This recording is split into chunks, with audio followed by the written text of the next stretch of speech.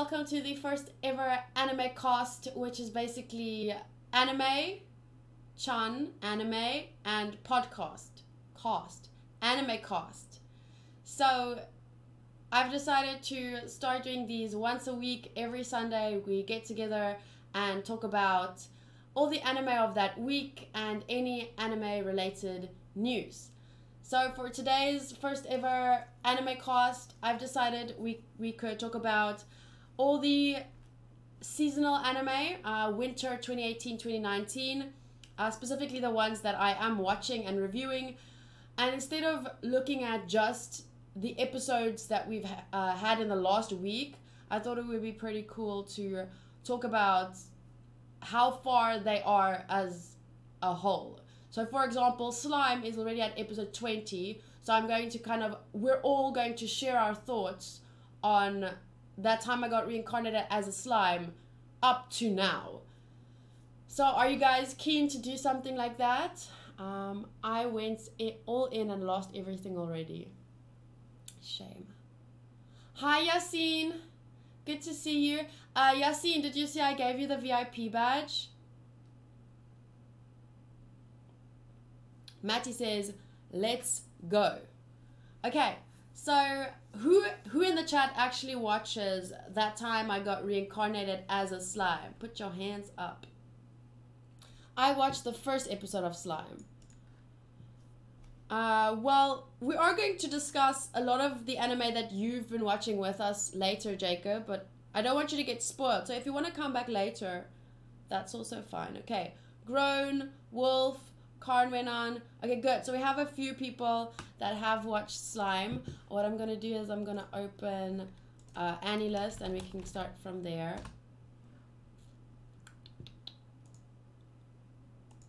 Okay. Okay, that time I got reincarnated as a slime is at episode 20 right now. I think tomorrow episode 21 comes out. So I would like to hear from you guys. I watch Milim. I would like to hear from you guys. How do you feel about this anime as a whole, as it is right now? We've had a few arcs. I'm sure we've had the kind of introduction to Slime, meeting him as a real world person, and then he died, reincarnated in this new world. I'm gonna take this off because I don't need it. I'm not listening to anything. We've been introduced to a ton of characters. We've had the Orc Lord arc. Thank you for following, Enzi. The anime introduces or sets itself up as an adventure, comedy, and fantasy anime. Tags include isekai, reincarnation, magic, superpower, politics, demons, monster girls, goblins, shonen. It's a shonen anime, in other words, swordplay, dragons, tsundere, and iyashike, which means the primary aim is to heal the audience through serene depictions of characters' daily lives. That's interesting. Did you guys know that? It's tagged as an iyashike. So basically like kind of like a slice of life, right? Jacob says, I'm just here like I've seen a man die and turn into a blob and I've seen a dragon.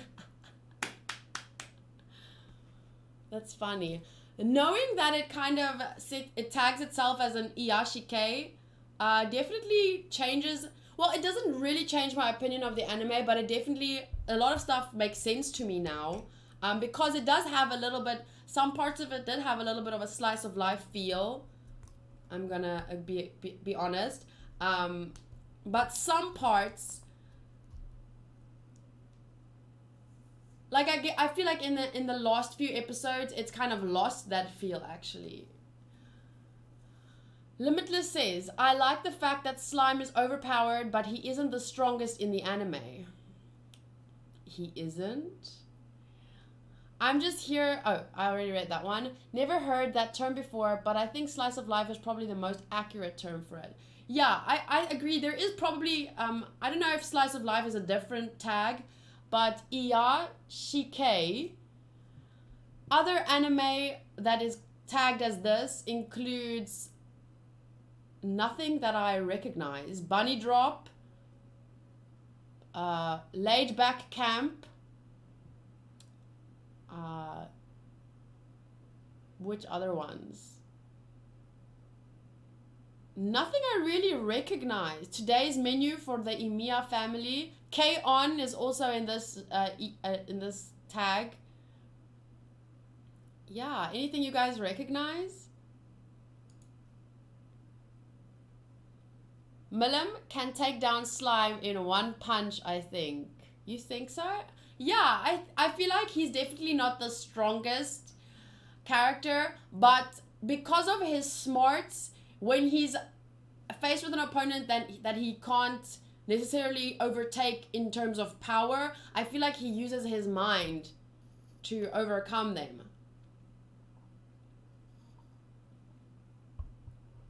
Velocity Wolf. Slime is meh for me. It started good, but it's getting repetitive, and Milim isn't helping, but I think I'll watch until the end because of the university arc. Okay, that's definitely a different opinion than what I'm used to. I'm a big Milim fan. The last few episodes, from about episode 14, 15, it's like I'm only watching for Milim, mostly. And now, in episode 20, I think she's gone. So now I'm kind of worried. He uses his brain that he doesn't have. But he does have a kind of a brain. There we go. Overall, my score of the anime at the moment is still an 8, which isn't bad, but it did start off at a 9 or a 9.2. The rating was definitely higher for me at the beginning of the anime. I feel like at the start, for the first 14 or so episodes, until during that time when Milim came in, they started really rushing the plot. And I did read that in an article that the people, the makers, the voice actors, and the animators, they were kind of having a lot of fun making it personal, but at the same time I feel like that meant that they lost a lot of time, and it kind of felt like they were rushing some important scenes and things. But I think at the same time, I think whoever is pushing or whoever made this anime possible doesn't really care about that. It's like they wanted us to fall in love with the anime. So the first half is like brilliant, but then they're leaving so much out in the second half that I feel maybe they're more focused on getting people to read the manga than actually making this a long-running anime, if that makes sense.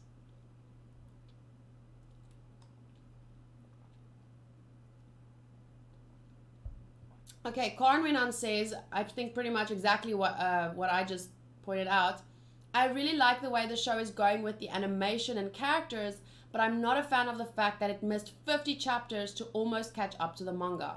See, that's something I don't understand. I feel like this anime had so much potential to have like quite a few seasons if they did it properly. Like, I don't want to compare, but for example, Shield Hero, at this point, I know Shield Hero is only at episode 7 and Slime's at episode 20, so we don't know how it could develop, but I just want, or even if you compare it to the first half of the anime, there was a lot more, like the pacing was a lot better in my opinion, and they could have made season 1 itself, they could have split it into 2 seasons, 25 episodes each.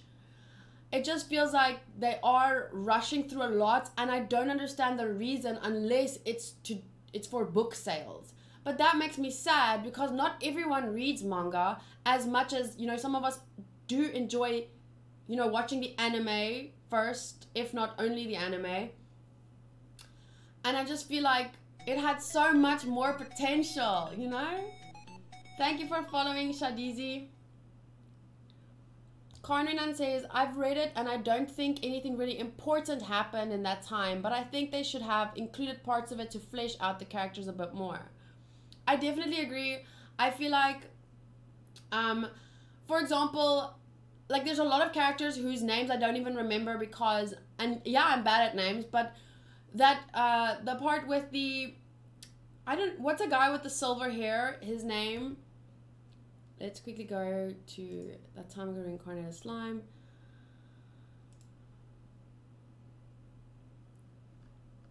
You guys know that he's kind of like he wasn't like a bandit or something. Here, Yomu.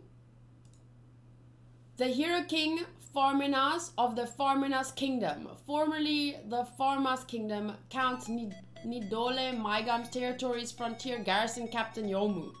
Fucking don't know what I don't understand this. The hero king Farminas of the Farminas kingdom. Formerly the Farmas kingdom. Count Nidole Maigam's territories frontier garrison captain Yomu. Is that his damn whole name? Like, what is that his title?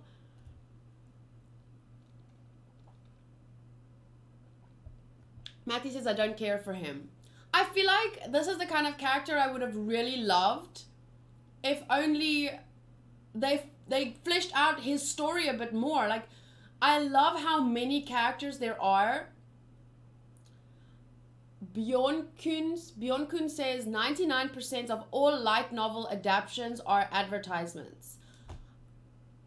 That is what I feel like this has become. This whole season is basically just a very, like, the first half, very well adapted advertisement, but then by the end they're kind of just like, well, let's just catch up to the manga or the light novel so that they can now feel like they need to go read that to get the full story. Oopsies. What I'm going to do is I'm just gonna not fade the screen because you guys need to see it. There we go. There's a lot of characters that I feel like I would have loved if only they expanded on them. And I'm aware that they can't expand on every single character. Like, some characters are more important than other characters. But this character, the Yomu guy, he was literally one episode. His whole story was like smushed into one episode, and it just felt like nothing stuck. It was like kind of like it just, you know, slid down and then gone. It felt so rushed and meh. But, you know, let's focus on some of the positives. I do enjoy the politics of the anime, especially once again in the first half. I liked how this slime character came into this new world and literally started building a country. It's like a simplified version of how real countries are established and how they establish relationships between countries and all that kind of stuff. So the politics is very interesting for me, but same thing, towards the end it started rushing it a lot, and now that whole part, it's like that whole part's kind of over, and now it's this university arc, which is good because we do want to complete this whole Shizue. We want closure for her, but I just feel like this could have easily been a 50 episode season, and they could have fleshed everything out more. But I'm sure that a lot of that has to do with budget and etc. But what I keep telling people is, I know that they have a limited budget and stuff, but up to episode 14 or 15, they were doing such a good job. What changed, you know? I don't know if anyone feels that way. Hi, Lord Cypher. Thank you. I'm totally color coordinating today. Totally. Matty says, I'm not going to read the manga. I'm just going to rate it lower. That's pretty much, like, at first I was very keen to read the manga, but now, or the light novel, whatever. But now they've pissed me off so much with how much they're rushing through it. I've kind of lost that obsessive love. I had so much love for these characters and this world, but now that they're rushing through it, I've kind of gotten frustrated and like a sense of irritation, and it makes me want to, like, it's like they care less about the anime, so now I care less about the anime. Do you understand what I'm saying? The first half, I felt like the creators truly care about telling us the story. And now it seems like they only care about getting as much in the anime as possible so that we then go read the manga. And now I'm like, well, you care less about putting a good story out there. I'm going to care less about this whole genre, this whole franchise, or whatever you can call it. Slime is like a bit more in-depth civilization game. Yeah, actually it's a brilliant game that I would actually love to play. I would love it.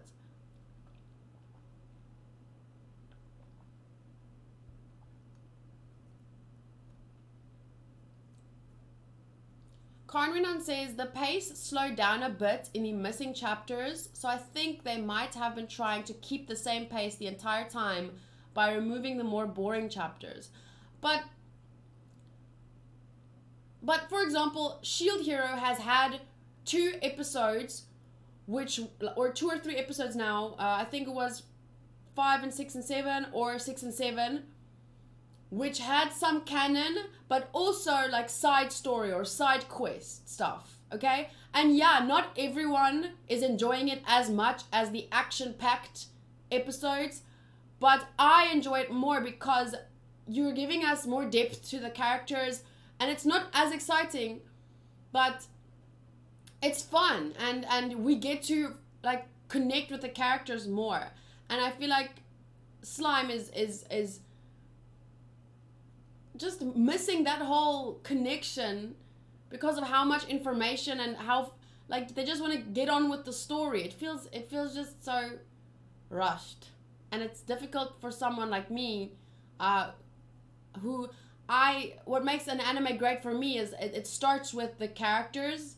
Even if the story is bad sometimes, I would stick around for the characters. So I don't feel attached to any of the characters anymore because it's rushing through them, like as if they don't matter. Limitless, that's true. The more love that goes into the anime, the more love the viewers will have for it. I agree. I feel like when you can see that the creators care about giving us a good story and good characters despite... Let me try and use gourmet food as an example. Fast food is fast. You can get a lot of it and it tastes good, you know? Whereas gourmet food is like, it costs more because it takes more time to make. A lot more effort goes into it. And the result is something truly like remarkable. It's art. Probably a lot of the masses might even prefer, you know, a McDonald's burger over a gourmet meal, which is often very smaller, or and it's an acquired taste, you know. But at the end of the day, I personally prefer the gourmet meal, which might take a little bit longer to make. It might be more expensive, but the result is just so beautiful. You know, it's literally art. Whereas I eat a lot of fast food, so it's not like it's a bad thing. It's just like, that's not going to be something I'm going to remember in 10 years. You know, if I have a meal that is basically an artwork, I'm going to be talking about that for weeks. But when I eat McDonald's, it's because I don't have time to make anything else, and I just quickly want to eat and get on with my life and other things I have to do. So if you look at anime in that way, I'd rather wait a little bit longer to watch something, or even if it's a little bit slower, the pace, I'd rather watch that and talk about it for years to come than, you know, be fast-fed this story just to kind of sell the light novel. So it's just, I guess it's all about mass production and consumerism and you know. I don't know, what do you guys think? Hi Mamba Core. It's really down to your philosophy of adaptation. Of course, everyone's opinion would be different. There are people that absolutely love Slime still as it is. They feel like it hasn't changed. But this is a podcast, and the point of it is to discuss how we feel about it personally. So that's why I'm here to share my thoughts, and then read your thoughts, and if maybe if you feel different about it and I read why you feel different, maybe I'll even change my mind. Kyruin says, the pace slowed down a bit in the missing chapter. Oh, I've already read that.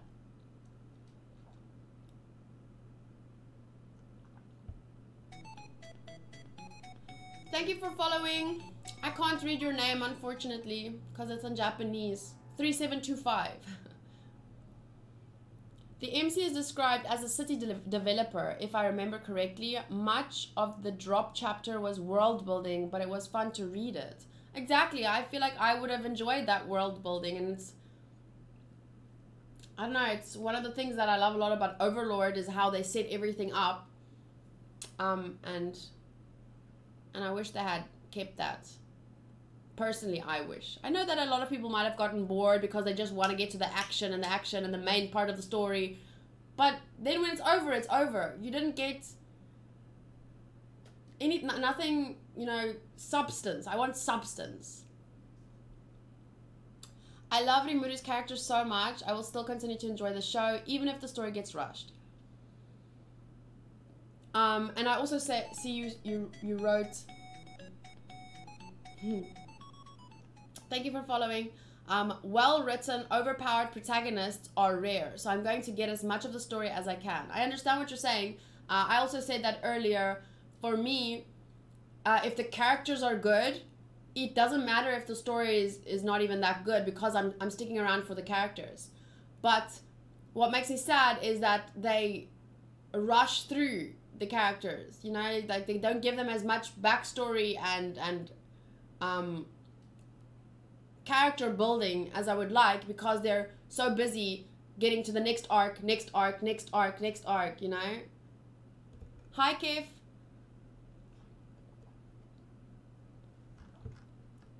But if I open the list editor, what I'm going to be doing in this podcast is I do wanna change some of my. Should I put it here? No, I'm gonna keep it there. I'm going to look at and review my scores of the season as a whole, as it is thus far. And for Slime specifically, I'm going to be taking the story down to a 7, because they have been, in my opinion, rushing through the story and not giving us enough detail there, like the world building that we were talking about. A standard theory of adaptation would apply. What do you mean apply? Do you mean imply? That you re-output a story that gets the main message across with provided budget. But like I said earlier, for me, the first half of the season was perfect, and then it seemed like they started to rush. So the inconsistency is what bothers me. If they had maybe started at this with the set, like, to me it feels like the planning that went into how they paced the story, it was off, because they started with really good world building, character building, and then there came an episode or two where it started feeling like, oh shit, they're rushing it now. So I just feel like that inconsistency bothers me a lot. Yeah, Matty says it's like a microwave. It started off steady, but then all of a sudden it's ruined. Oh, food in a microwave. Well, I don't know if I've ever had that experience. It started off steady and then all of a sudden it's ruined. Which food are you talking about?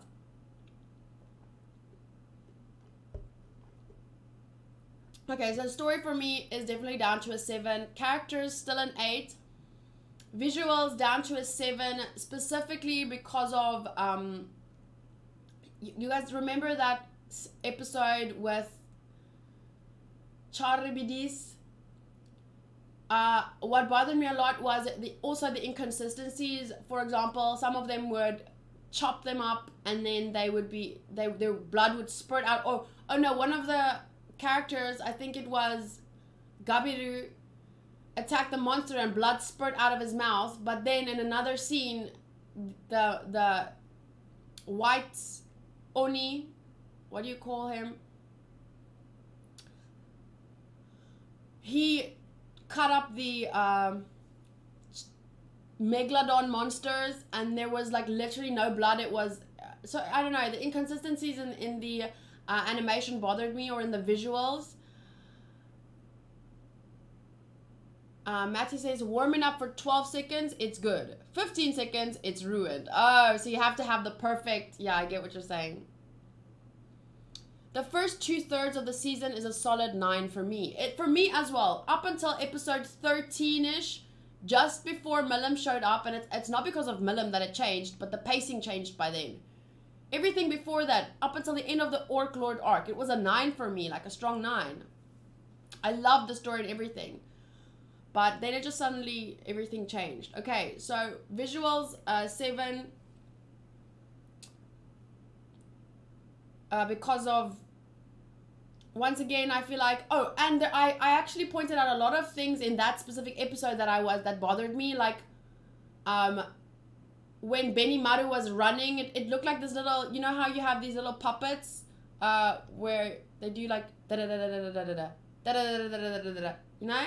It like, I just feel like it got less detailed. So I'm gonna go visuals 7.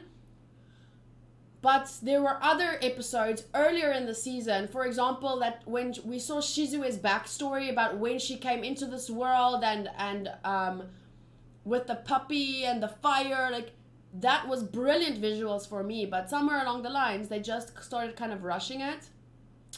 I have no reason to score the audio lower. I still enjoy the voice acting and everything, music, and they have a lot of unique things. For example, Milim, when she's fighting, her fighting background music is so awesome, and the opening is great, the ending is great, the voice actors themselves do a really great job. So for audio, I'm gonna keep it at an 8, but I guess enjoyment, I would put it down to a 7. Because although it's fun to watch, I find myself, because of the inconsistencies, I find myself, I wouldn't say cringing a lot, but going like, oh, really? Oh, you know? So I might be enjoying slightly less than I used to, but at the same time, that could also be because my bar for the anime was set so high. Any slight missteps, because my expectations are so high, I can easily be disappointed. That's the only problem when something is hyped a lot and you have high expectations for it, your chances of being disappointed is higher. So that is the sad part about being being good at something. Because, for example, anyone that's really a good swimmer, or a good, like, if you are at the top of your field, that's a kind of a scary place to be. It's like a double-edged sword. Thank you, Twily. It's like a double-edged sword, because even though you're good at what you do and everyone looks up to you, it's scary because now you have so many more people you could disappoint if you don't perform that well consistently. So I think my high expectations definitely influenced my experience of the second or the last third of the anime so far. Let's say episode 15 to 20, maybe 16 to 20.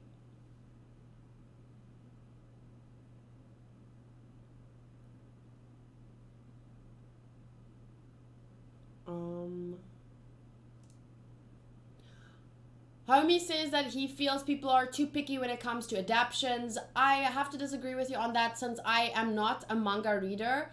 None of my scores or my opinions are based on the adaptation itself.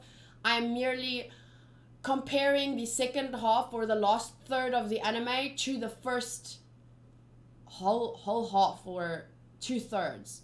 For me, it's been inconsistent. It's been inconsistent in world building, character building. Visuals have become a little bit like as if they're rushed to finish or they have limited budget. Whereas in the first half, it's like they spent all their time and money on the first half, and then it started changing towards the end where it started to get rushed and all that kind of stuff. So I don't think that it has... well, I can't speak for others and why they are unhappy with the adaptation. But for me, I personally have been disappointed towards the end because of how well it started out.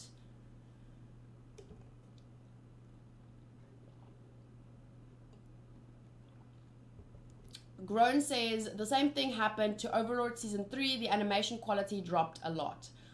I can't speak about that because I haven't watched Overlord Season 3 yet, but I will be watching it soon. But it's funny how some anime, as the seasons go on, the animation gets better, the storytelling gets better, and I think Attack on Titan is a very good example of that. Season 2 I loved way more than Season 1, even though I loved Season 1.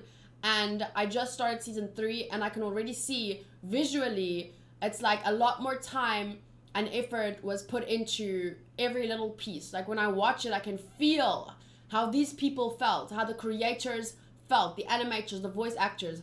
They felt a love for what they were creating, and I can just, it's like palpable. I can like get goosebumps when I think about it. How long is this Animaecast, and what else are we talking about? Are you getting bored, Matty? I don't know, it'll be until when I finish. And yeah, I think that's probably enough about slime anyway. Conclusively, it was a 9. It was great, but then toward the ends, maybe because of my high expectations, it's ended at a 7.4. Matty. No, Matty, don't worry. I was joking. I know you're not bored. You're just concerned because you know how hard I've been working and you don't want me to stay up too late. What's up, Twily? Why the dots? Okay, so the next anime that we'll probably spend a little bit less time talking about because less episodes have been released. Dororo 2019 has 7 episodes so far, so a little bit less to talk about. My score for it, as you guys can see, is a full-on 10. But I would like to hear your thoughts on it so far.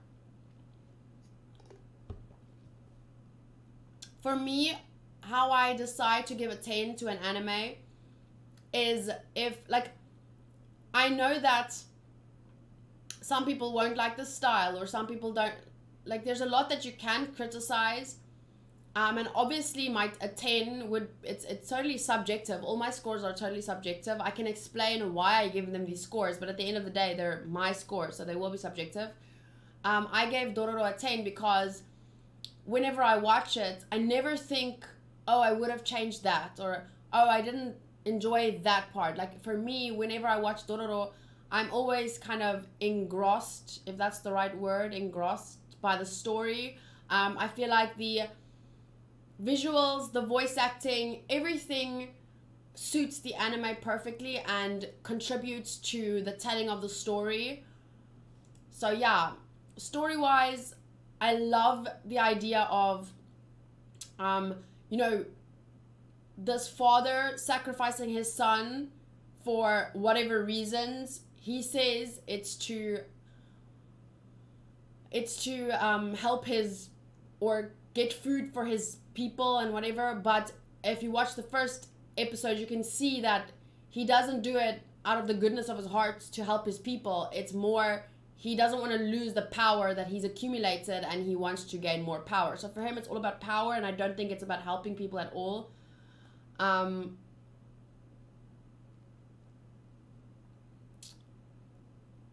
Character-wise, I feel like the characters are very unique. I like that the MC is someone that doesn't see, doesn't talk at all. It's like, so we have to have another character, which is Dororo. Thank you, Victor, for following. So we have to have this kind of secondary main character, which is Dororo, to tell the story. Like, we need to see the story through someone's perspective, even though we're not seeing it specifically through her, Dororo's perspective. If we just had Yakimaru throughout the whole story, I don't think it would definitely not have been told the same. Visually, it's a very old school style. It's adapted, like, it's not as old school as it was, like the first adaptation was, I'm sure. But they still kept that essence. kind of like it was kept it true to the manga, if that makes sense. Dororo without Dororo would be a much darker series. I agree. It would be a very different, like the whole progression of it would be different.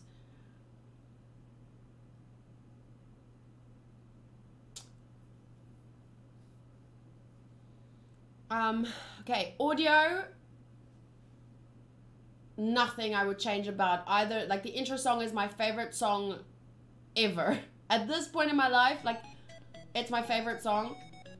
Not just from openings, but from things that I actually listen to.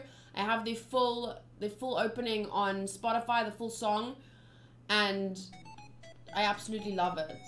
If you guys don't mind, I'm going to turn off the alert box. I do appreciate you guys following, but I don't want the pop-up to annoy too many people once they listen it back on YouTube. And then enjoyment, obviously a 10. So for me, Dororo is, all of it is a 10 because there's nothing that I would change. Every interaction between the characters, it draws me in. Every episode has, like, it's a story within a story within a story, if that makes sense. Every episode, like episode 7, for example, was like, it was almost like a side quest episode, but it had its own story with its own characters, with its own lessons, all intertwined, but it still takes place in this story, and it still plays a role in that story. But every story is like a treasure in its own. You know, that's how I feel, and I really enjoy it and love this anime. Obviously a very personal 10, but I think it's beautiful. I think the style is beautiful. I especially love the history aspect of it, and the whole how accurately it shows a part of Japan's history, and I think there's a lot that we can learn from the anime.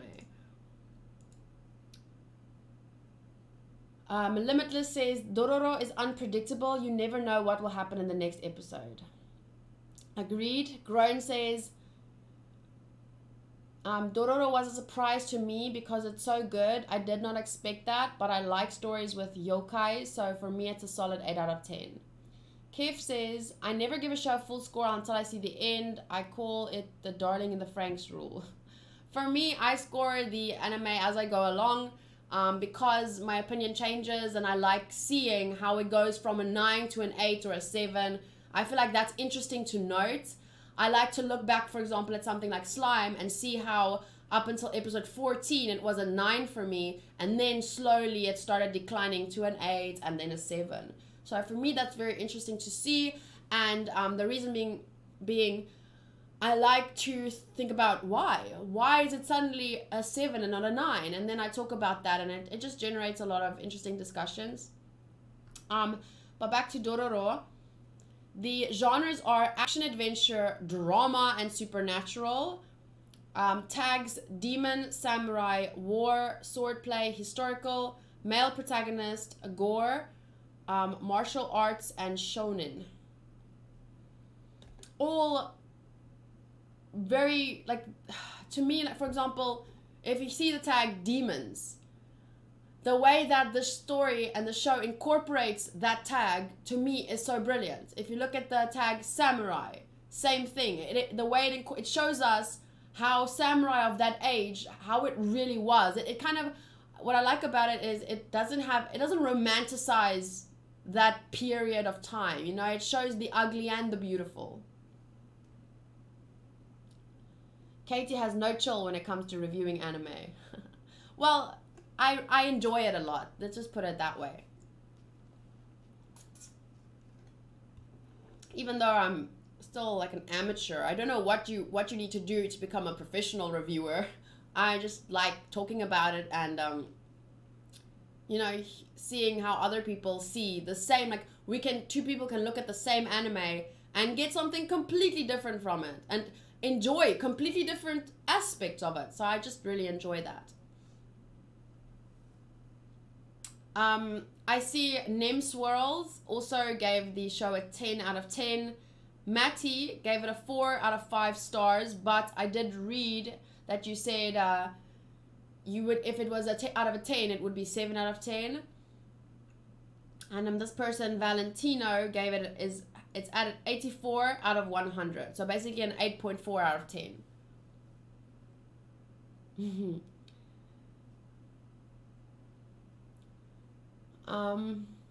Matty says something about Dororo. I'm not excited to see the next episode each week, and that's why I didn't vote it so high. For me, like I'm always excited. You know because how I explained it. Each episode to me is like a gem on its own. It's like a book filled with short stories, but somehow they're all interlinked. I really love that, and I know that that's not something for every person, but for me personally, I enjoy like. Each episode is like the start of a whole new journey for me, but they're all interlinked because he has to fight all these different demons to become whole again at the end, you know. So it's like, even though they're all these separate little parts, they're gonna be linked in like a circle in the end. Wow, that was very confusing. Twily, we will get to that anime in a bit. Limitless. Dororo is a great anime, but I don't feel like I can't live without it. For me, obviously if I never watched it, I wouldn't know if I could live without it or not. But like, how do I explain this? It's definitely something I'm going to remember in 5 years. I'm going to remember that I watched this anime. It's going to be something that if I ever had time, I would like to rewatch. That's as best as I can describe it. So, you can send more thoughts on Dororo. Next, who watches Fairy Tail? We are currently at the final season. Episode 19, that's the last one I watched. I know that episode 20 aired today. But I haven't watched it yet, so if you can, please avoid spoilers. I know Matty watches Fairy Tail, Adam watches Fairy Tail.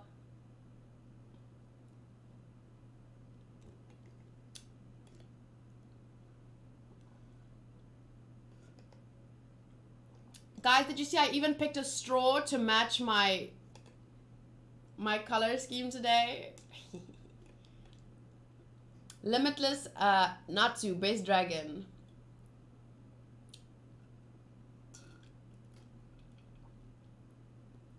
Twily says, I do, but I stopped on the final series, episode 3. But the final season is the best season.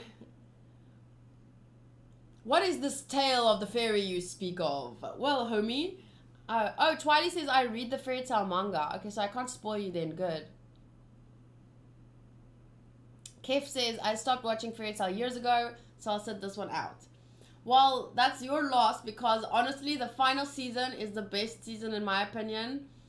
I've said this many times before, but for me, my overall rating of Fairy Tail would be a lot better if I skipped the fillers, but I forced myself kind of to watch the fillers, and that's changed my attitude about a couple of the seasons, earlier seasons. It changed my opinion.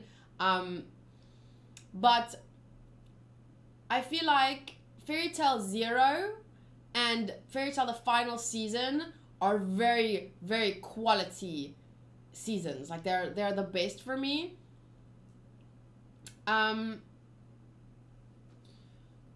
Let's talk about the final season specifically. I feel like the visuals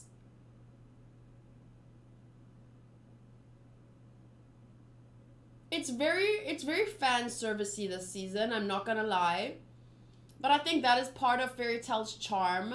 So I have said this before, whenever I rate an anime, I may compare certain aspects to certain animes, different animes sometimes, but when I rate an anime, I'm really comparing it to itself for the most part. and that's why, like, the fan service in Fairy Tail only enhances it, really, because it's kind of part of what Fairy Tail is, you know? Limitless says, I learned to skip most fillers after watching Naruto. I haven't watched Naruto, though.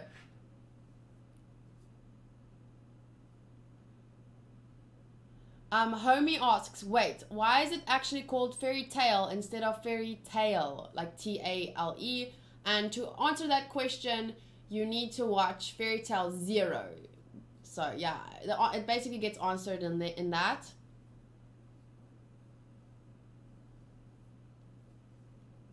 Twily says, I feel that the anime is off from the manga, so it is less fan service in the anime. I feel like it's definitely, I have seen some scenes from the manga, and I think it's more PG friendly. Not a lot, but kind of.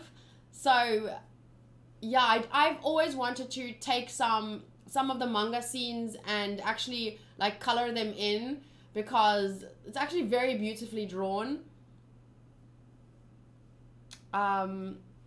Oh god, I left for a second while you were talking about slime to check something, then totally forgot you were streaming until now. That's okay, Jacob. Dr. Leviathan, I have a hard time watching shonen without overpowered MCs, a lot of boasting and talking about power levels. That's why I couldn't enjoy Fairy Tail or Hero Academy.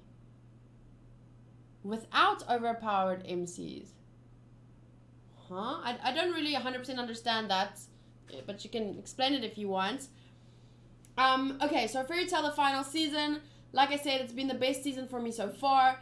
I feel like what makes it so great for me is mostly the characters. It does have a good storyline, but not a great storyline necessarily.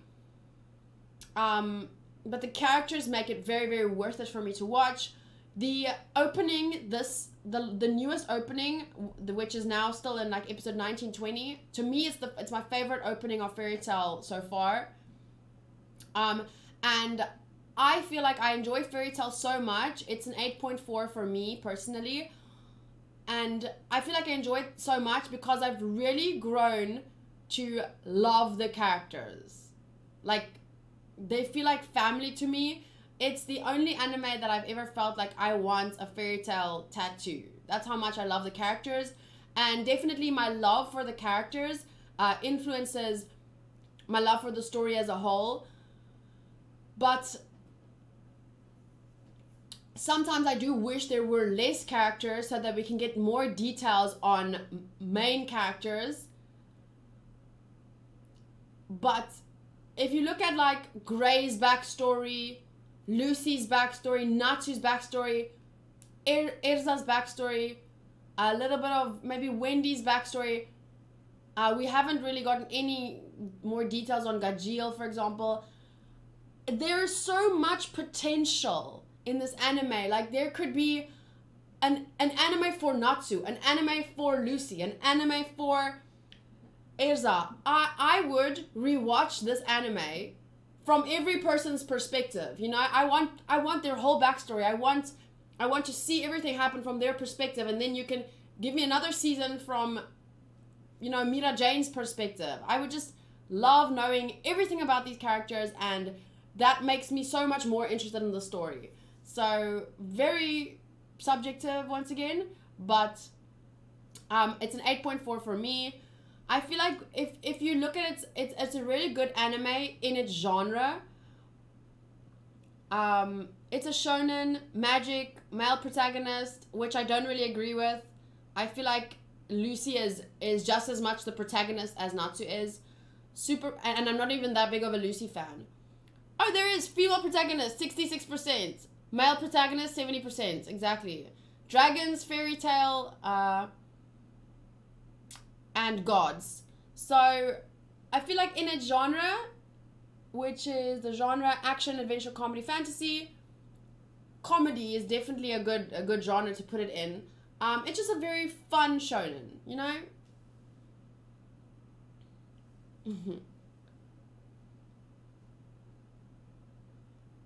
75% of shonen have almost identical themes. That's why I stopped watching Fairy Tail, My Hero Academia, Radiant, and so on.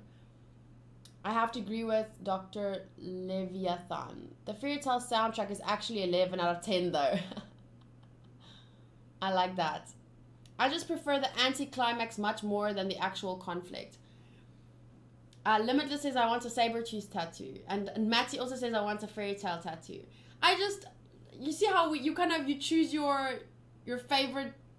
Like, I like how an anime does that. It sucks you into its world. And even though it's not the best storytelling under the sun, I enjoy every part of it. You know, it's such an endearing anime, and it does have a lot more potential than I think they do with it. I feel like it could have been something like,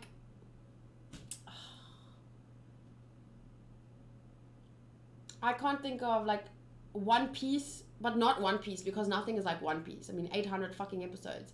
But I feel like they could have made it. It has so much potential. It could almost have been a One Piece, in my personal opinion. You know, I haven't watched One Piece yet, but just what I know from how long it is, and all the characters, and you know, the theme of friendship and how that carries them through the challenges in life. I feel like they could have taken it even further and really dissected each story. Hi, Vic the One.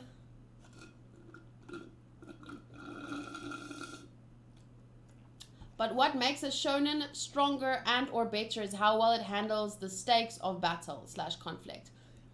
I definitely can't say too much about that, because I guess I didn't really understand. I understand what shonen is. Target demographic is teenage and young adult male. So I understand what a shonen is, but I don't agree that fairy tale, like it says here, 91% shonen.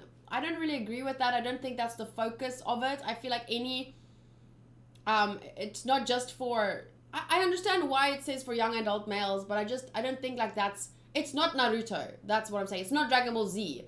To me, this anime isn't about the conflict. Conflicts naturally arise from the story, but I really feel like the story part is stronger than just conflict upon conflict upon conflict.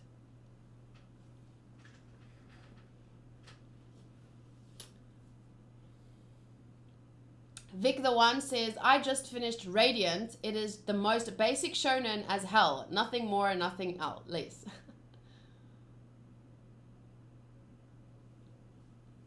Yeah. Okay, so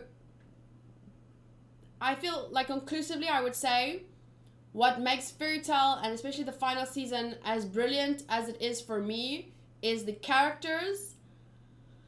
And I wouldn't necessarily describe it as a shonen. Like, for me, that's not for me, it's action, adventure, comedy, fantasy, you know, magic. But I don't feel like the shonen tag is a necessity for this anime. Because when I think of this anime, I don't necessarily think of Dragon Ball Z, what's the other one? Naruto and stuff like that. I don't feel like it's in the same category personally. You know? Okay, next up, who watches Shield Hero, The Rising of the Shield Hero? We are currently at episode 7. Where is episode 7? Next week, on Sunday, when we do the second Animaecast, I don't know how to say that. Next week, we'll focus more on the episode of that week, and we can discuss, you know, what happened in that episode. If for example, an episode of one of the anime wasn't very great, we can kind of just skip over it. But if it was a very important episode, a big episode, we can take more time to discuss that episode per se, if that's the right word to use. But for this week, because it's the first Animaecast, I wanted to discuss each anime as a whole, as it is up to now. Okay, breathe. Kyruin watches Shield Hero, Vic watches it, Wolf watches it.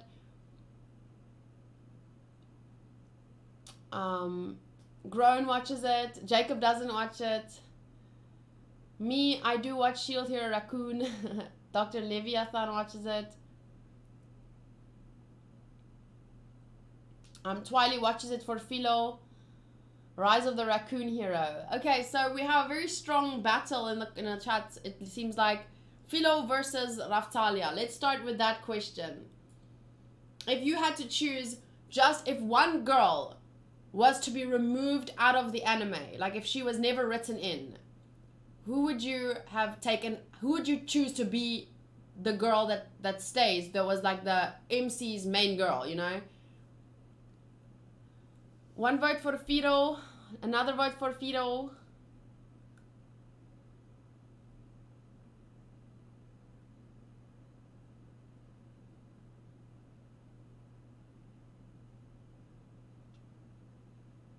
Oh wait, Matty says Raftalia to stay. Okay, so Twily would let Fido stay. Matty would let Raftalia stay.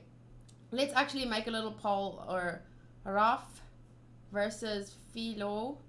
So we have wait, it's going by very fast. Okay, we have Philo, Raftalia, Philo. Kyruin says Philo can get yeeted out of the series. Okay, so that means Raftalia. Grown says Raftalia. Victor says Raftalia. Velocity Wolf says Raftalia.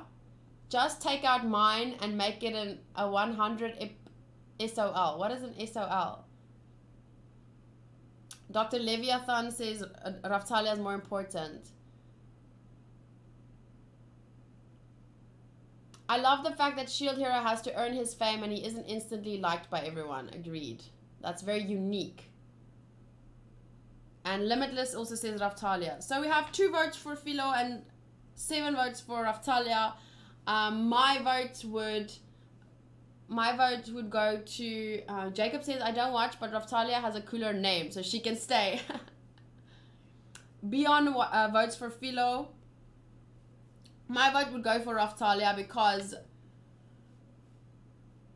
I just like Philo is like cuteness incarnated. Like she's the definition of cuteness, but Raftalia is like pure. You know? I don't know. Something different about her. Vic says Isekai are getting much better now, to be honest. Okay, so let's talk about Isekai, because I was initially not going to watch The Rising of the Shield Hero because at the time I was watching a lot of Isekai and I felt like I'm not in the mood to watch another Isekai. Like I wanted to give myself an opportunity to enjoy another genre. But yeah, I ended up choosing to watch it because it was so hyped and everyone said, no, watch it. And then I actually am really loving it a lot. I feel like Naofumi is one of my favorite MCs ever. Raftalia to me is a unique character with a lot of potential for growth and development. Episode 4 was one of my favorite episodes in anime ever. And yeah, I'm just really enjoying the season as a whole. Even the slower episodes, I actually find brilliant. I love these little side stories and getting to know the characters on a personal level. So I've really been enjoying that.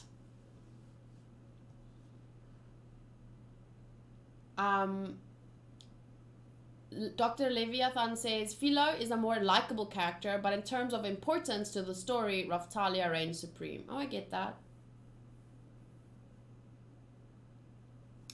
Okay, so let's talk about story. I feel like it's a 9 for now. My score for the story is a 9 for now. But I feel like with time, it'll probably go to a 10 because I really enjoy how the story... I could actually make it a 10 now because there's nothing that I would change about the story. I feel like it's been set up in this brilliant world. It's got this unique character development, especially with the MC. I just really feel like I've never seen anything like this before, if that makes sense, in terms of story.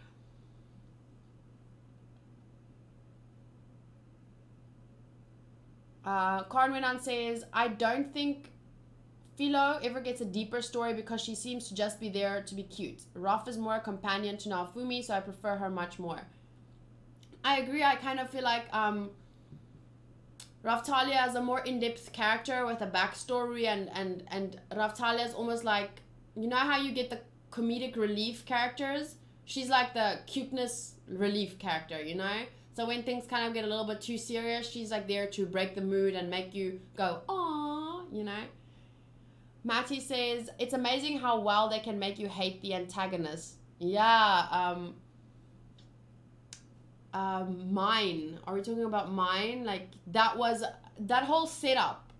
The first 4 episodes of this, it was absolute brilliance. But I don't mind episode 5, 6, and 7, even if I don't remember 5 now, but 6 and 7, a lot of people didn't enjoy because there wasn't as much action, and a lot of people called it filler, but I liked it because, as I said, I enjoy the side stories and getting to know the characters on a personal level. Oh yeah, Katie, I forgot to say ReZero for the stuff I've watched on the world's worst podcast stream. Oh yes, ReZero is one of the best ones you've watched. You've actually watched a lot of anime, Jacob, and I think that you can truly call yourself at least an introductionary otaku. Dr. Leviathan says, I feel like Naofumi's development was slightly rushed. He went from happy, excited hero to super depressed in just 1 episode. I feel like just one accusation isn't enough to completely change his just one rape accusation isn't enough to completely change his personality. Oh my god, I think you're very wrong about that. I feel like if something like that happens in real life, it changes your whole reputation. It's like everything that you've built up, like your whole reputation. If you're 20 years old and you get accused of something like rape and people actually believe it, what the reputation you've built for yourself your whole life, just it crashes. You have to if there's no proof, there's no, even just being accused of something like that, there's no way to rectify. Like, there's always going to be a group of people that just assumes you're guilty without getting any more information on it, and it's just your reputation will never be the same. And I don't feel like it was 1 episode where his whole personality changed. It was the first episode was like 40 minutes long or something, or an hour, I don't remember. And I feel like it was kind of, I don't know, all I can say is, for me, it wasn't too fast. It was like how any tragedy happens in life. Like, you can go out one day being the happiest person in the world and then get into a car crash, and then your life is changed forever. If you wake up one morning, go to school, and then imagine being called to the principal's office and someone telling you your mother has passed away. Your whole life changes from that moment. And to some extent, not to the fullest extent of your mother passing away at, let's say, 16, being accused of rape at 20 in a kingdom which the women are the most, like, it's a matriarchy. It's one of the worst things that could happen to a guy, I guess, for me. Hi, LV. With no support, you are lost with such an accusation. No wonder he changed. Exactly, like, they didn't want to give him money. No one looked at him the same. I mean, he already was disliked as the shield hero. He already received different treatment. And then to be accused of something like that, knowing how unrighteous it is, I feel like it just immediately made him distrust the entire world. And I do think there are certain things in life that could... Obviously, Dr. Leviathan, I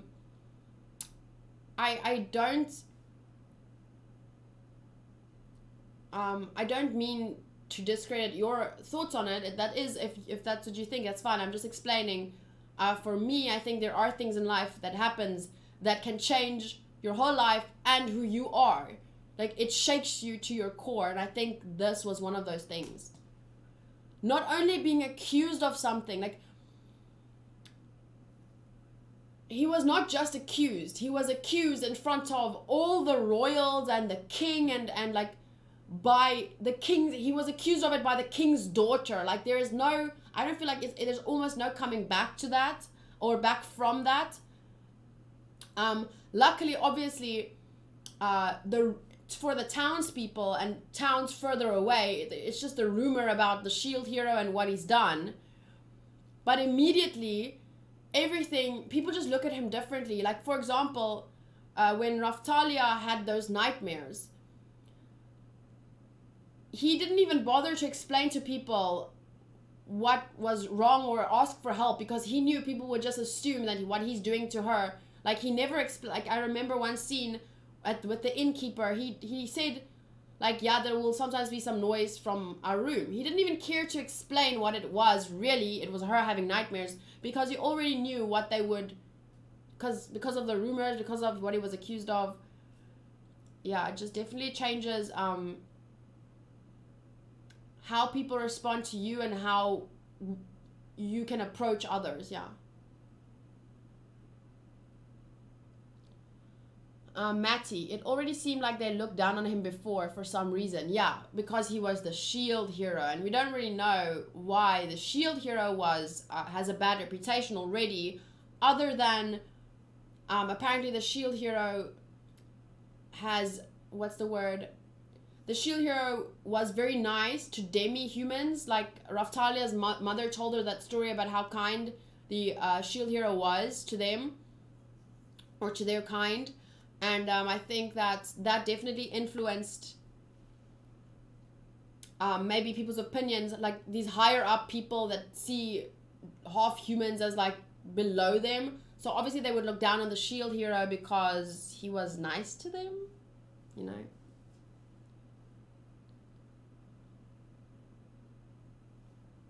Homie says, I think this is about Naofumi's character development. I think even if it was rushed, the anime did a good job at dispelling the whole intro to isekai, as we're tired of the jibber jabber before entering the new world. It was nice to just get on with the isekai rather than waiting around.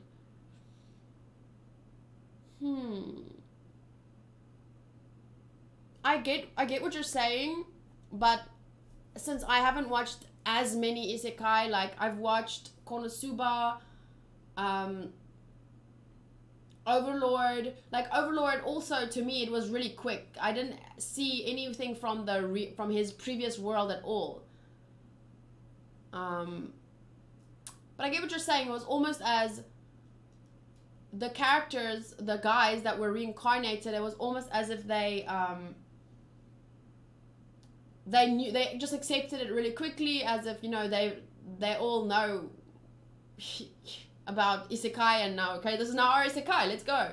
I kind of understand what you're saying, but at the same time, from the isekai that I've watched, I've always felt like they get into it really quickly and the story just progresses without much questioning about why it happened. Same with ReZero. He just kind of reincarnated and then, yeah, let's go, new world. Overlord was quick. Konosuba had a little bit longer of an intro. Slime had a little bit longer of an intro, but for me it kind of felt, everything feels quick. But what I can say, what I feel was very unique was he didn't die. He was literally summoned, like he was pulled into a book, so he never died. So that is a unique approach.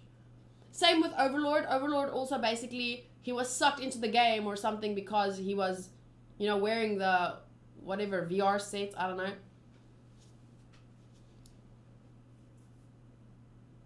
Groan says, I don't know if this is important or not, but I heard the other heroes died before they came to the new world, just like Slime did. I don't know.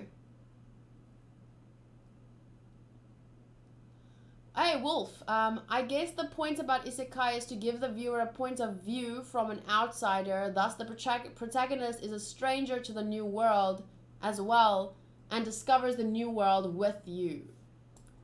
I get that.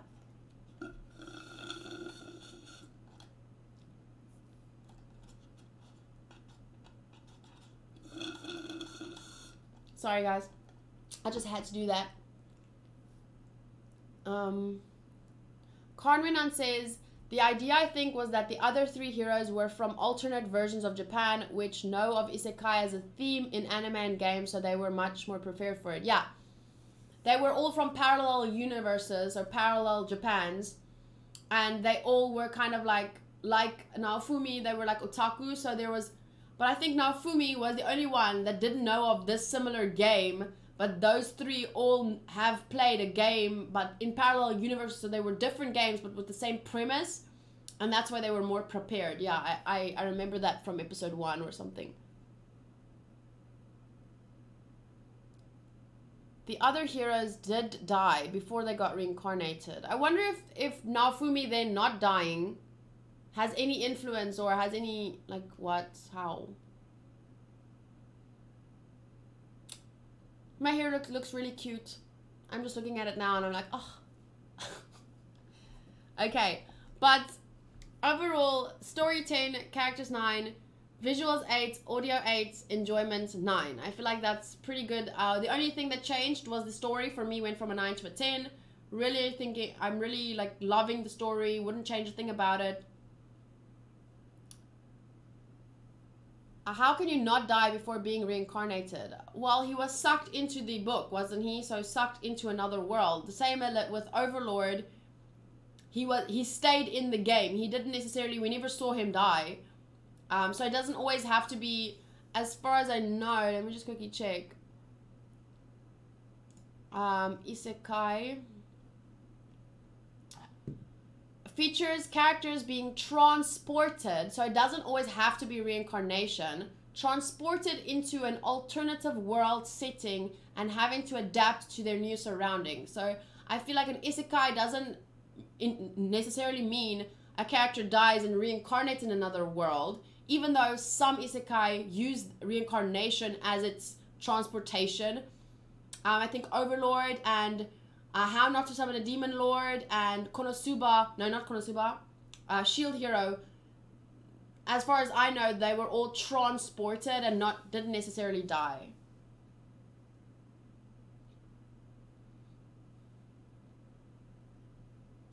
Maybe Naofumi was supposed to die by the time he got reincarnated, but Death was too lazy to kill him.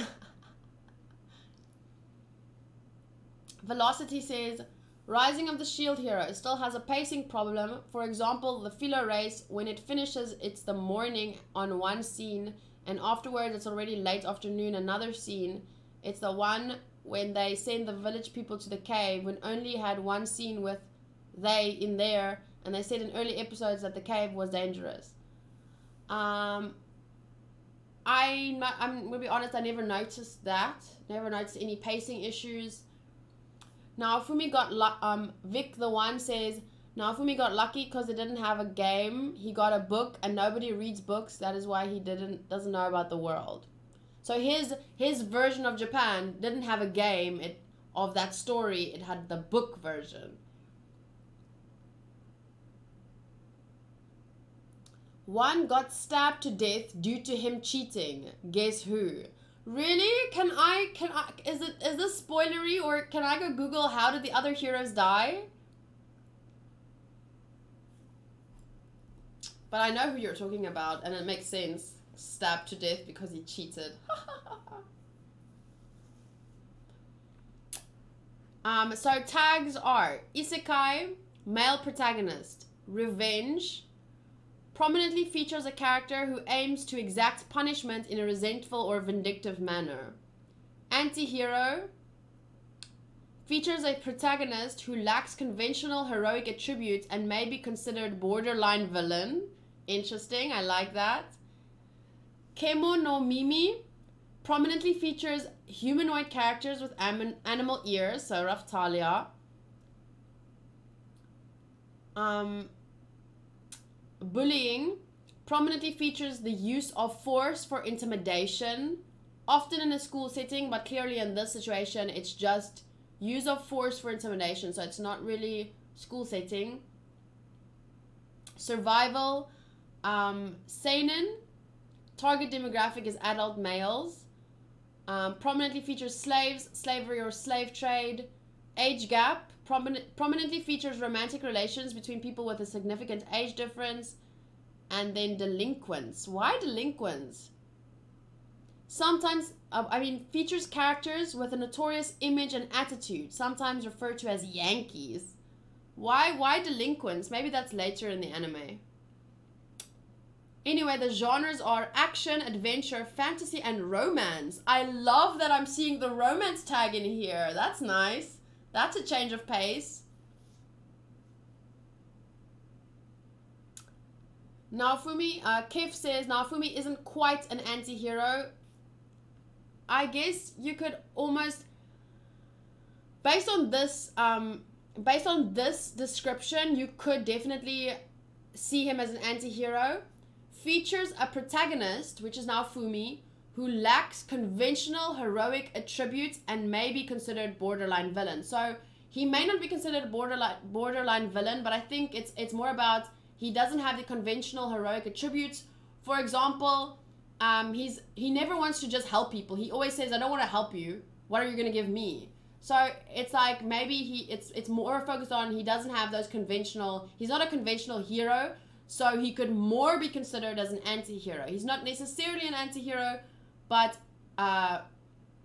he lacks the conventional attributes of a hero.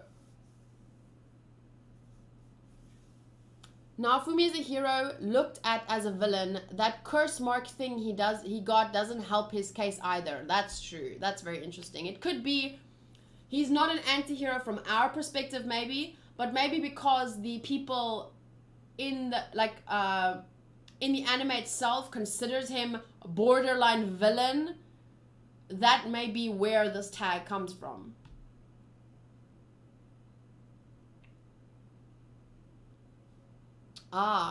Dr. Leviathan says, anti-hero just means they aren't a traditional hero. Batman is an anti-hero. Superman is a hero.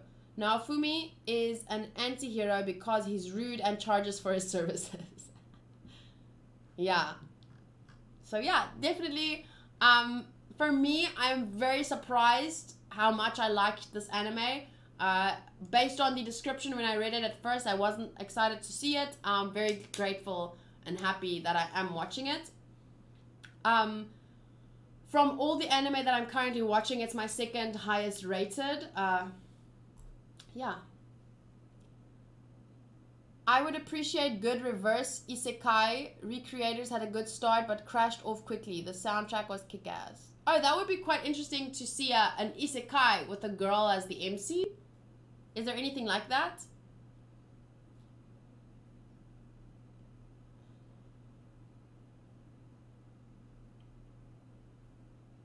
Okay.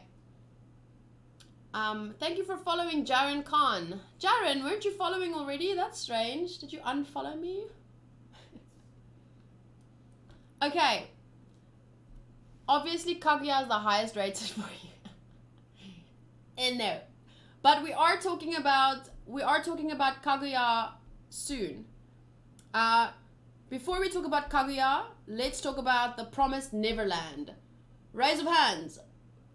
I unfollowed by accident. Oh, sure. Just after I gave you the VIP badge, Jaren, you unfollow me. Fine. I see where this is going. So who watches the Promised Neverland? Raise your hands. Me. Wolf watches. Kyruin watches. Homie. Limitless. I like your octopus thingy. Ah, true. Tanya the Evil is a with a female protagonist, sort of. Jacob doesn't watch it. Jacob, don't worry. We're getting to Kaguya-sama, Domestic Girlfriend, and Quintessential Quintuplet soon, so you can talk with us on those three.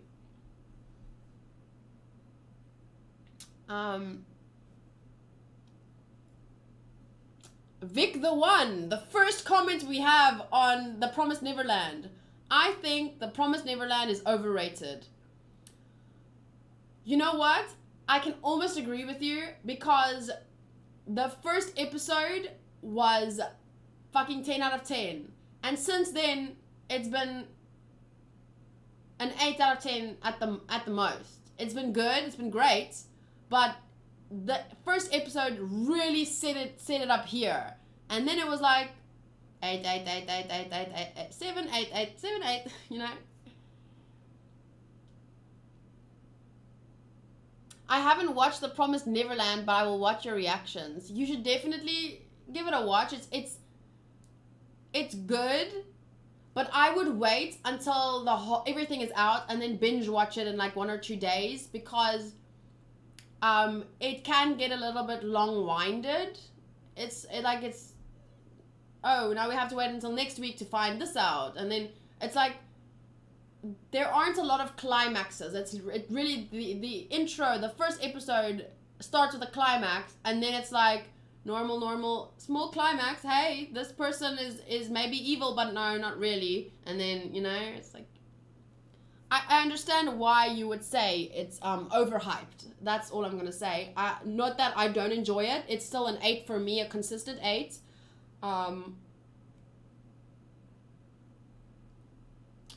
Matty says, from the comments I've seen and deleted, it's gonna get good. Yeah, I can definitely see, I mentioned this in my episode 7 review. I love the anime and I'm enjoying it because I can see where it's going. I can see the potential for it. But it's still, I feel like with that first episode, it started on such a big high. Episode 2 to 7 felt kind of slow. I feel that it's holding its breath at the moment. Do you mean the anime?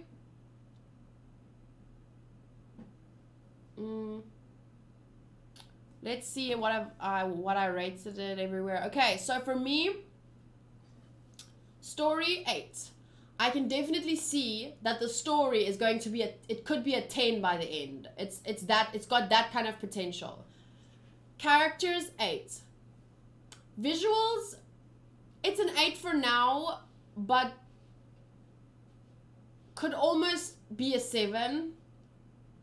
But I'm not going to put it as a 7. Maybe what I'm going to do is, because the anime is an 8 for me, so I could go story 9, visual 7. So then overall it's still an 8. Audio 8, the opening is fire. I don't remember the ending. Voice acting is good. Enjoyment, a solid 8.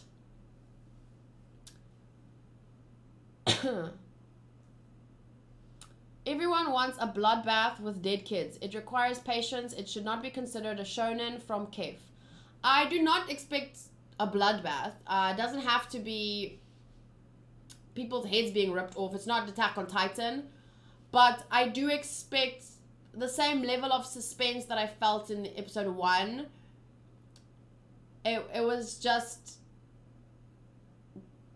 stronger, which is a very strong start, and then it's like it cooled down, and now it's a lot of planning, and I understand that if that's what it's meant to be, great. I'm gonna keep watching because the story is that good, but that's why it's not a 10 and it's an 8. The facial expressions are the best I've ever seen. Really? Wow. Facial expressions the best you've ever seen. I definitely, what I like about the anime is the comedic breaks that the facial expressions gives you. I've laughed out loud for both Emma and Norman's facial expressions. But yeah, building up suspension is one thing, but I feel like it's been building up suspension for 6 episodes, and I feel like they could do a little bit more. They could have inserted maybe 1 or 2 more scenes that contributed to the suspense. Although episode 7 was a good example for me how to have enough suspense while still working on the suspense building or planning part. April 14th. Please have a time slot open to review the new Game of Thrones episodes. April 14th. Well, I don't have my phone with me right now, but we will be doing a Game of Thrones. April 14th.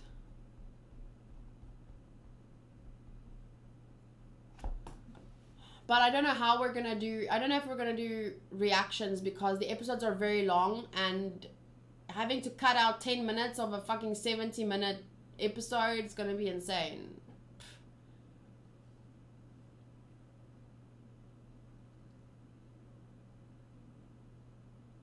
Especially when they pull in their eyes and foreheads and the tracking shots.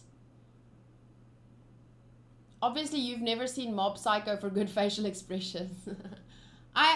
Mob Psycho is one of the anime I considered catching up with for this new season since the second season is out. But I tried episode 1 of Mob Psycho and it just didn't hook me in the first half of the episode. I guess what I mentioned was it had to do with the character being like in primary school or something, and I guess it just, and maybe the art style is strange, but when I started watching the episode, I actually really liked the art style. I guess it was just it's hard for me, a boy that's in primary school that has special powers, like I guess I was just more looking forward to other anime this season. Hi Neo Thanos. Okay, so I feel like that's as much as we can say about the Promised Neverland. Brilliant opening episode. A lot of planning. And I wouldn't, like, for me, I wouldn't call it, you can't build suspense for 6 episodes. Because suspense is sitting on the edge of your seat waiting for that moment. And I feel like this, it's more of a setting up. It's setting up this whole adventure that's almost going to happen once these kids try and escape and what the world out there. So it's more of a setting up. So I wouldn't really call it suspense building, because suspense you can only build for so long until it starts getting like you can only sit on the edge of your seat, and then it's not suspense, it's more okay, building. Okay, building. That was a shitty way to explain it, but I hope you guys get what I'm saying. For me, it's more setting up the story than it has been building suspense.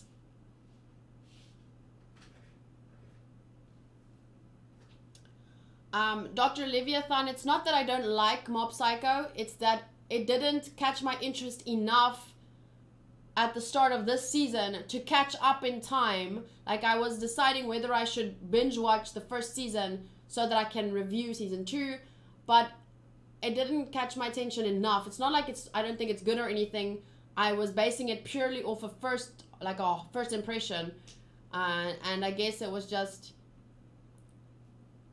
I didn't like the idea of like a primary school student.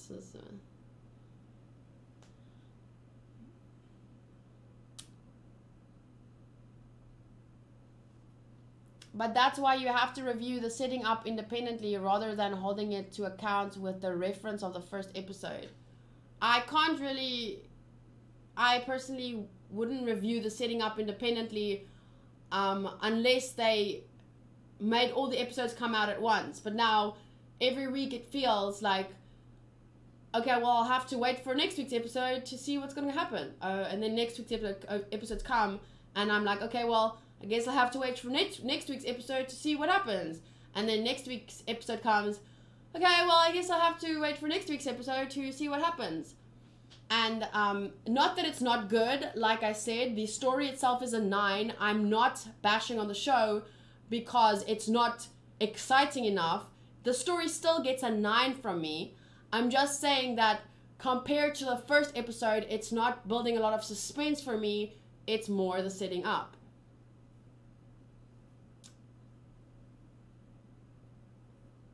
But the episodes have different intentions, so wouldn't you base it on how well it performs that function? Well, seeing as I gave it an 8, yes, I do base it on how well it performs that function. And an 8 is very good. I'm just saying, based on what I think Vic said, it's overhyped. I understand why people would think it's overhyped, because the first episode set it up to be a very exciting suspense anime, but the rest of episode 2 to 7 is more about story building. And that's why I gave the story a 9, the overall anime an 8, but that's also why I can understand why it's overhyped. So I'm not reviewing it in a poor way. I'm not saying anything's wrong with the anime or it should do anything differently. I'm just saying I understand why some people could say it's overhyped.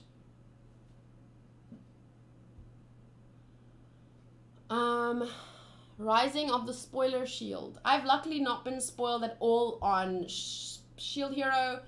I have been spoiled, might have been spoiled on something by the Promised Neverland. I still think Phil is a spy. Me too. I don't see any other reason why he's like inserted into every episode in these short little, like you would hardly not notice him, but he's always there. Okay, Limitless. Yeah, I think that's enough for the Promised Neverland. Very promising anime. Looking forward to future episodes. Still an overall 8 for me, and yeah, very excited for the rest. How did you get the options to rank the characters and all of that? Because I only have the first part on my Annie list. There's a setting, advanced score. So I think in your settings, somewhere here, if you go, Jacob, can you see settings?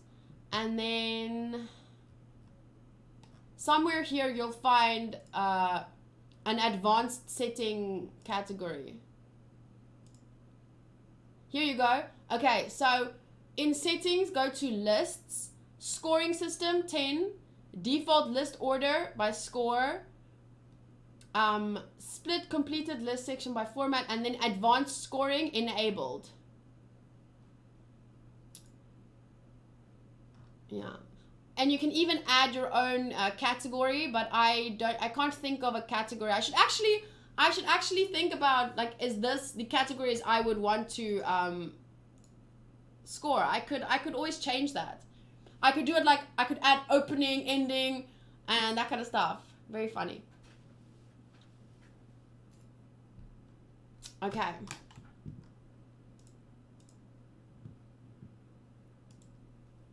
Phew, okay, next up we're doing Kaguya-sama. Let's go. Thoughts? Who's watching Kaguya-sama and what are your thoughts on it? Okay, so I'm gonna be honest at the start of this. I feel like my expectations fucked me up. When I read the let me show you guys. Kaguya and Miyuki are the members of the incredibly prestigious Shichui Academy's student council, asserting their positions as geniuses among geniuses. First up, I've never felt like it has ever been emphasized how smart they are. I understand with the mind games, but all the time they spend together has caused the two of them to develop feelings for each other, but their pride will not allow them to be the one to confess and become the submissive one in the relationship. Okay, this is not the... Wait, let me go to the live chart description, because this is what I read. Two geniuses, two brains, two hearts, one battle. Who will confess their love first? Kaguya Shinomiya and Miyuki Shirogane are two geniuses who stand atop their prestigious academy student council, making them the elite among elite. But it's lonely at the top and each has fallen for the other. There's just one huge problem standing in the way of their lovey-dovey bliss. They're both too it's the same thing. They're both too prideful to be the first to confess their romantic feelings and thus become the loser in the competition of love. And so begins their daily schemes to force the other to confess first. I think what fucked me up though was the genre. Where is it now? It's been removed. I swear to you guys, the genre has been removed. They saw that it wasn't psychological, and look, there was, I swear to you all, in the genre or in the tags, there was what was it? Psychological. It had the psychological tag, and I promise here, psychological. There, if you look there. Tags: comedy, psychological, romance, school, seinen. So I feel like my mind zoomed in on the tag psychological, seinen. So I expected, for some reason, this dark, crazy anime. You know, when I think of psychological, I think of like, psychological. I think of The Promised Neverland, ReZero, Kakegurui. You know, where it's like intense Death Note. I think of Death Note, you know? And I think for some reason, when I saw this, my expectations were just like, what the fuck? I didn't see comedy. Here it says slapstick. I didn't expect shit like that, and I was really taken aback. So clearly my expectations for the anime fucked me up, so I didn't like it at first. I didn't like it. Did not. But from episode 6 and episode 7, once the true reality of what the anime is settled in for me, now I can understand the hype behind it. Still not one of my favorite anime ever, because it is very, you know, the cute kids and stuff, you know, I prefer maybe a little bit more mature tone to my anime, even if it's slight. But still, I understand the hype behind it. I'm having a lot of fun watching it with you guys. So, Mal, it wasn't AniList that, oh, not Mal, Homie, it wasn't AniList that gave me the description. It was Life Chart. So, you can think that you're better because you use Mal. I don't use Mal. I don't like how it's set up. I use AniList because it's more user-friendly. And if you prefer to use Mal, that's fine. But Vic the One says, I saw on Mal the psychological tag too. Matty says, lol. Limitless Paradox. Love is very complicated. Mirai Nikki. Yeah, that's psychological. Death Note. I've heard that people say Death Note and Kaguya are similar, but I don't understand how you see that. People are saying it's like as if L and Light were reincarnated and now they're in love and trying to make each other. I don't see the similar. I see like you guys can, if for a fan, it can be like a kind of a fan fiction where L and Light gets reincarnated and stuff, but I don't see similarities between the anime at all. Not on a, like, it's nothing alike except that mind games. But then you could, most anime would be similar to each other on some level because some of their tags would always cross over. Like there would always be a tag that matches up in two different animes. Oh, like for example, oh, this anime has a girl that likes buns, meat buns. Oh, that anime has a girl that likes meat buns. Like that to me is not a good reason to say that two animes are similar to each other. I'm not reviewing the manga though, homie. I'm reviewing the anime. Matty says, so that Chica dance was amazing, right? I think that is, if the anime wasn't already super popular, I feel like that made it 10 times more popular.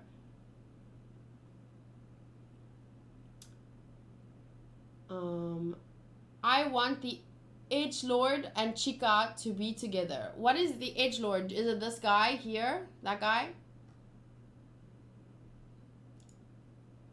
The problem with this kind of anime for me is that it's one of those anime where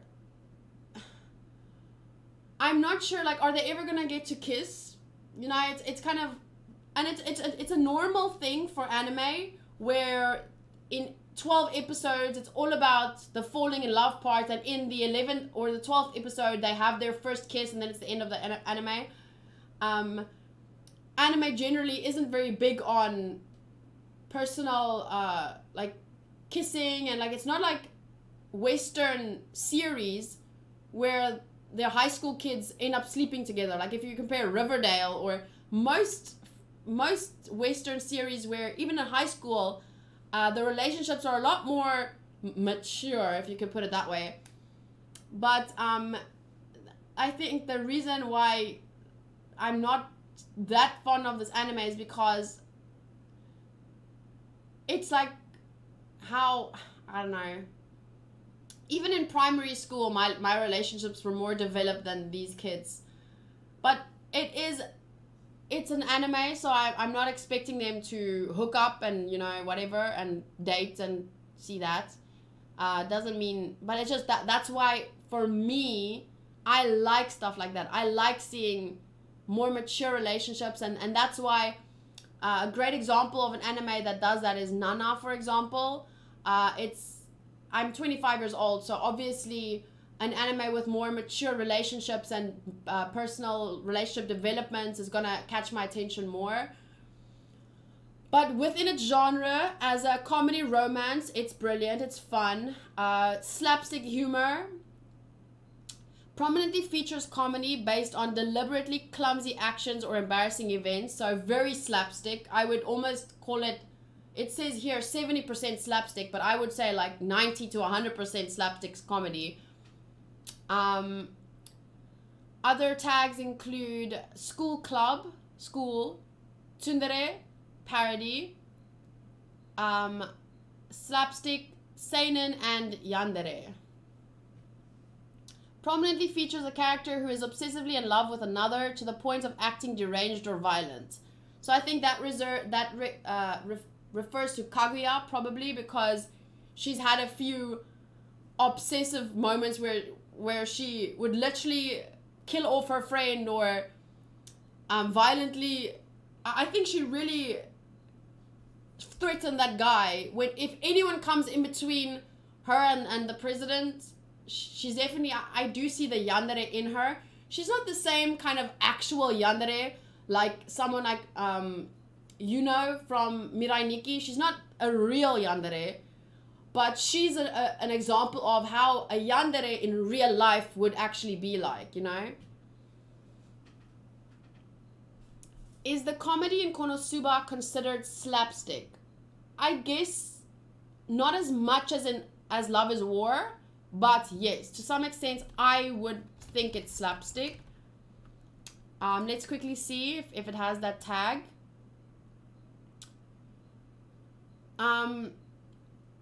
Konosuba Isekai satire prominently features the use of comedy or ridicule to expose and criticize social phenomena.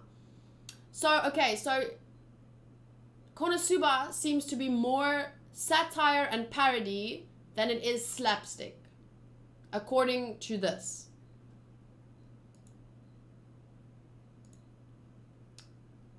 Let's see if I click on the slapstick. Gintama has slapstick humor.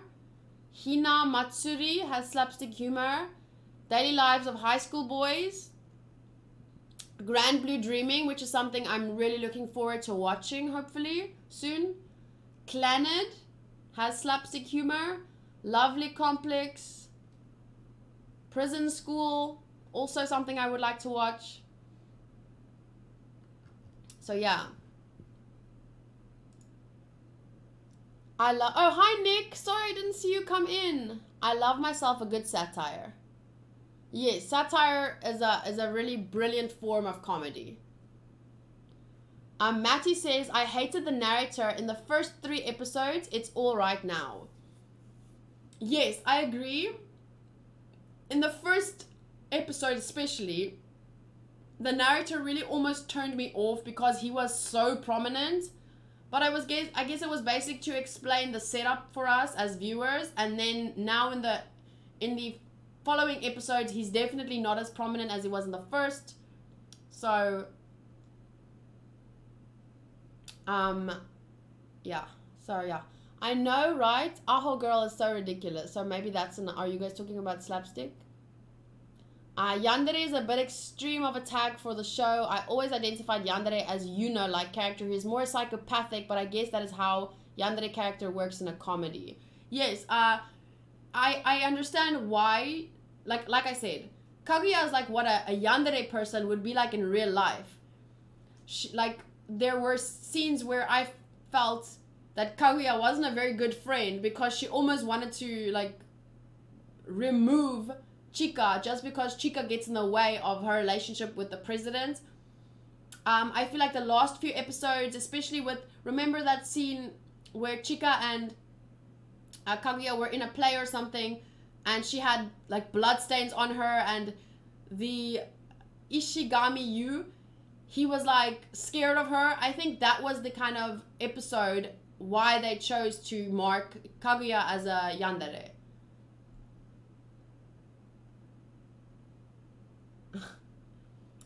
LV says, prison school is my guilty pleasure. Limitless Paradox says, hentai is my guilty pleasure. Homie says, quintessential quintuplet is my guilty pleasure.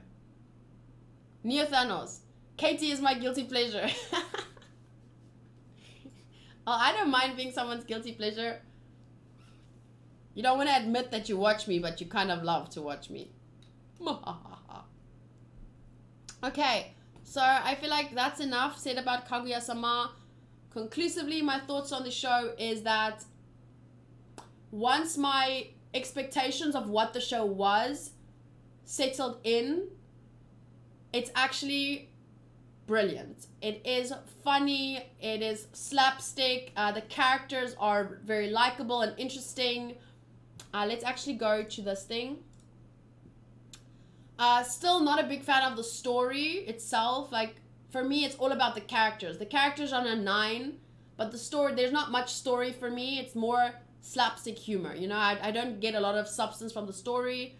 So the story is 6, the characters are 9, visuals are 7. I guess because, like, it's good, but it's not unique or memorable in any way, really. Audio is 7. I really enjoy the opening song now. I hated it at the start, but now it's like, Mr. Oh, Mr. Da, da, da, da. Like, I love it. And enjoyment, an 8. Spartan. Did I stop playing games? No, we played Overwatch the other day, but my Twitch is more focused on anime reactions, reviews, and sometimes little games in between. Assassination Classroom is my guilty pleasure. Is it a guilty pleasure though? Or do you just love it? What is a guilty pleasure? Let's Google it. Guilty pleasure. What is it? Something such as film, television, or a piece of music that you enjoyed despite feeling that it is not generally held in high regard. But that's, like, I don't think Assassination Classroom could be considered a guilty pleasure because it's definitely held in high regard according to a lot of reviews I've seen, but I don't know. I'd throw myself into the police station and beg them to arrest me. Lord Cypher says, Mysteria Friends is my guilty pleasure just for the visuals. Then you should talk to Otaku Master on the Discord. He really likes it. Oh, then Katie is definitely my guilty pleasure in that regard. Yeah. My channel is not generally held in high regard, but you like me anyway.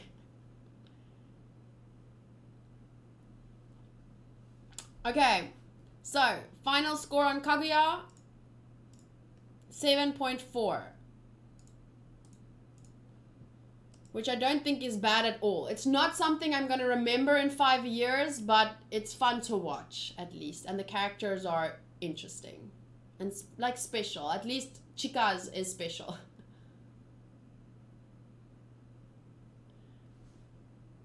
Okay, next we have Domestic Girlfriend. Dun dun dun! Okay, guys, I know many of you watch Domestic Girlfriend with me on Twitch, so what do we think?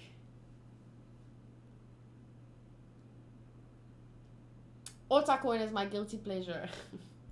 Okay, communist. Okay, so story for me is a 7 because I feel like it in a very raw sense it reflects a lot of what happens in real life.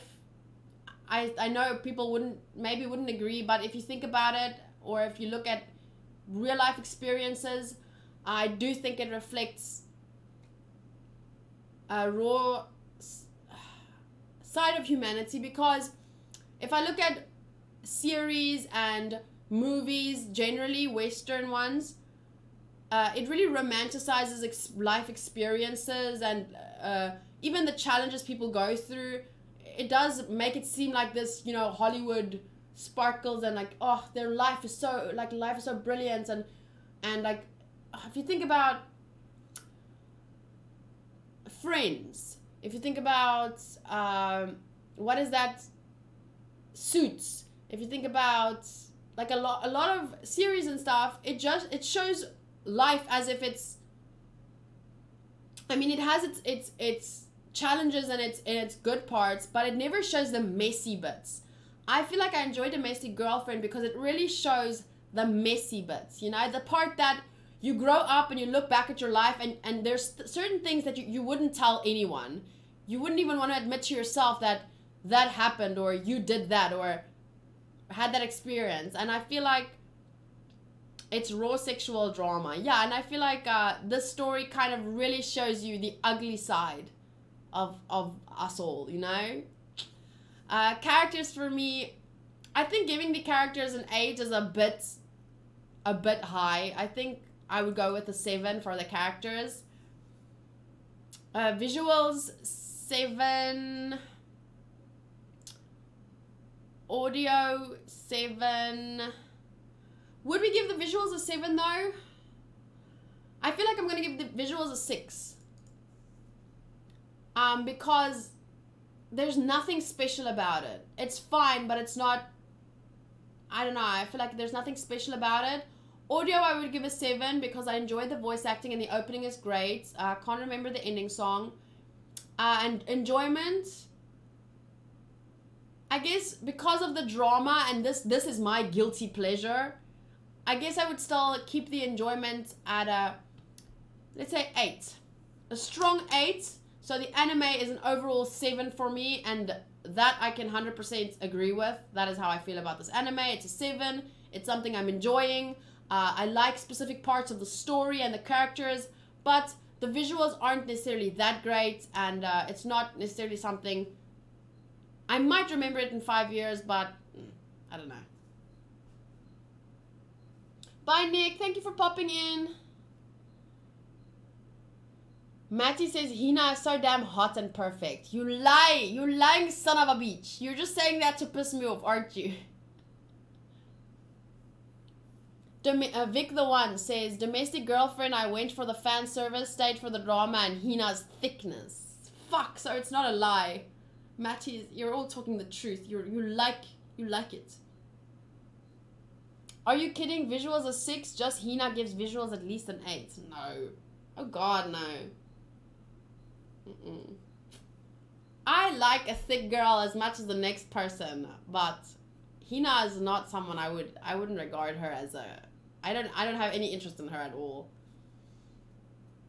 I like Rui and I like Momo. They're my favorite characters. Love you, really. If it showed a boob, would it be hentai? I don't know, it might. With that masturbation scene, but then it would be a hentai with a really good plot. There's actually it would be a hentai with a plot. Wolf says, I like Domestic Girlfriend as well, since it's drama and not sugarcoating stuff with that innocence crap, and the climax of the show being holding hands. Yes! Sorry for your ears, I clapped a little bit loud on that one, but I really like what you said there. And the climax of the show being holding hands. Oh, I get so frustrated with that. Like, they're so shy to, like, hold hands or brush up against each other. Oh, I touched your hand. Like, no. Fucking sex on the first date. Not even a date. Sex on Sex upon meeting in the first episode. Yes, that's what it's about. I forgot the volume rule. I'm sorry. I still don't understand why Hina went out the sea with the MC to kill themselves. She basically wanted to show him. She said, yeah, let's go out. And then she walked into the ocean to basically show him that going out would be suicidal because they'd be giving up their social standing, any respect people had for them, because dating as student and teacher, plus they are family, that is social suicide. That is, you can throw away everything you have or ever thought your life was going to be because choosing to date would be that detrimental, you know?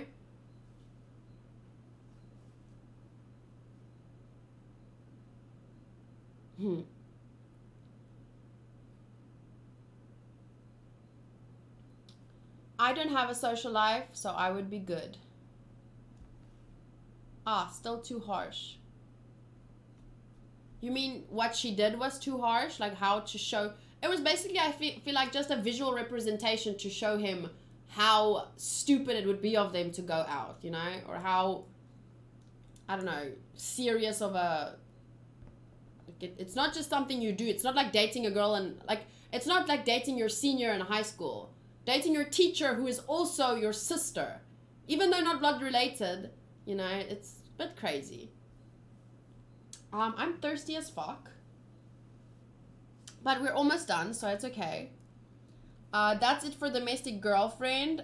Once again, to summarize, it's my guilty pleasure. Enjoying the drama. I like that it's not innocent and, like Wolf said, it doesn't sugarcoat anything. It gives us really the ugly side of romance and sex and, you know. Because anime usually makes a kiss the kiss. It's like the most purest thing. Like, if two people drink from the same can, oh, an indirect kiss, oh, you know? And this is like, it gives you that raw, like, this is what life is. Masturbating. Sleeping with your sister. Stuff like that. I hate how Hina looks down on him and Rui. Even though they're still kids, she doesn't always act like an adult. Exactly. That whore. She is though. Like, she's a mature adult. She should be, at least. She drinks like it's nobody's business. And she's this good teacher and whatever. But really, she acts like a child. She should make a grown-up decision and realize how long can you make a mistake? Eventually, it just becomes a choice, you know? And she's choosing to do very many stupid things, and I get very frustrated with that. But that's what I love about the anime, because it evokes such strong feelings from me.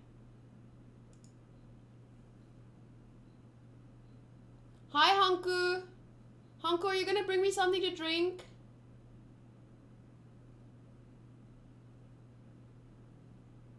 I think it's not so much looking down than trying to be an adult or what she thinks an adult should act like. But I think what Matty means, maybe it's conflicting because she tries to act like she's the adult and they're the kids. Maybe for their own sake, but still she acts like so much of a kid. At least for me, it's very frustrating.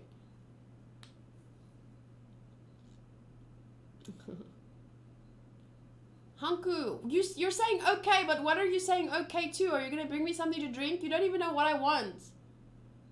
Bring me a straw with aloe juice. Yes, please, aloe juice.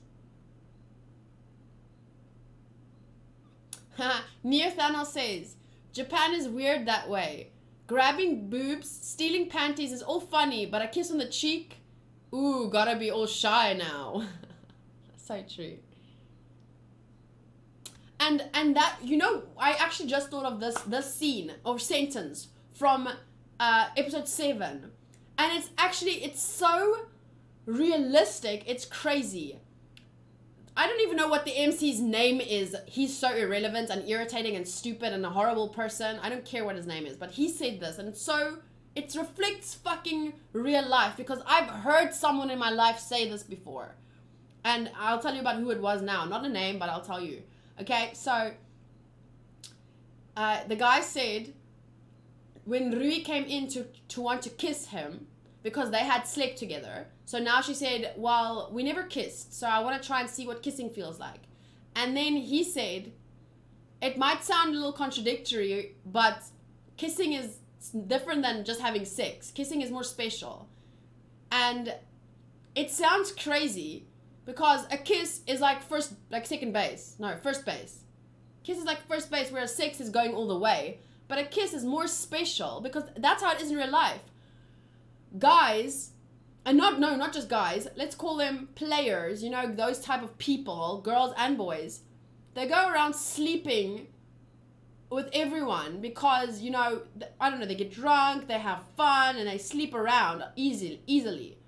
But actually sitting with someone, looking into their eyes and kissing them romantically, it's actually much deeper, much more emotional. Sex is almost just, can be just a physical thing. It's just, you know, having a quickie. It's all about the passion.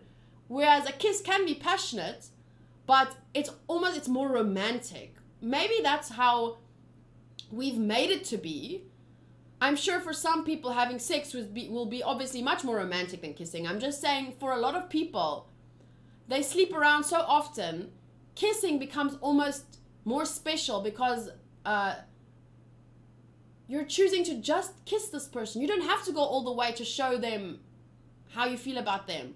Sometimes you can say much more with just a kiss.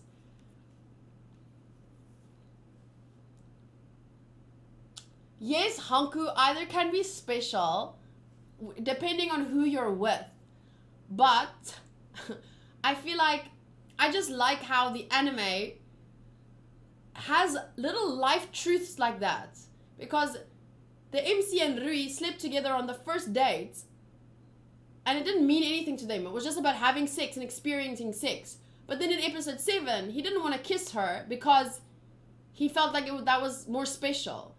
Which is weird. It's just, but that's, I have had people I've known people in real life where a guy I knew, he said he doesn't kiss girls, he basically just sleeps with them because kissing feels too intimate. And that's the word I was looking for. Intimate.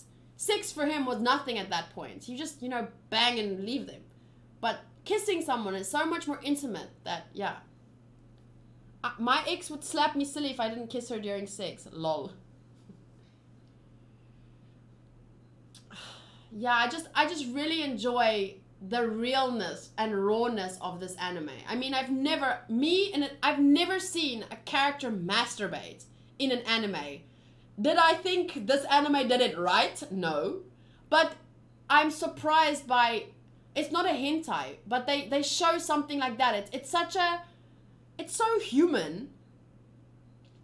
And they showed it and it was almost like you almost want to cringe because you don't want to see someone masturbating. Unless it's, okay, so some people do want to see people masturbating, okay. But really, it was about her being lonely and craving touch by another person. It wasn't about her pleasuring herself like you guys, not you guys, but how people, like if you think, when I said you don't want to see someone masturbating, I didn't mean how you want to see someone pleasuring themselves. I meant like she wasn't pleasuring herself in that sense. She was physically lonely. It was and so she had to, and that's what I meant about this anime. It's so raw. It's so real. I don't want to leave, but I have to. This is against my will and human rights.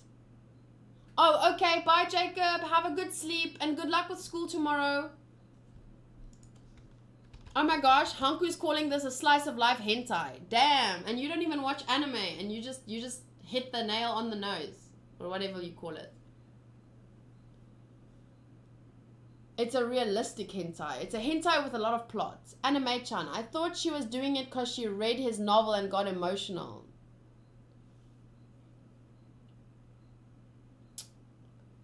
Maybe it's because in his novel, he writes of her as the heroine, like the hero of the story.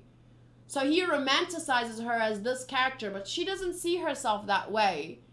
If she saw herself that way, she would never like devalue herself so much to be with someone that's in a relationship. Like, that is, your confidence has to be really low to be with someone that is married to someone else, and he's not going to leave her for you ever. He's using you. You're his side chick.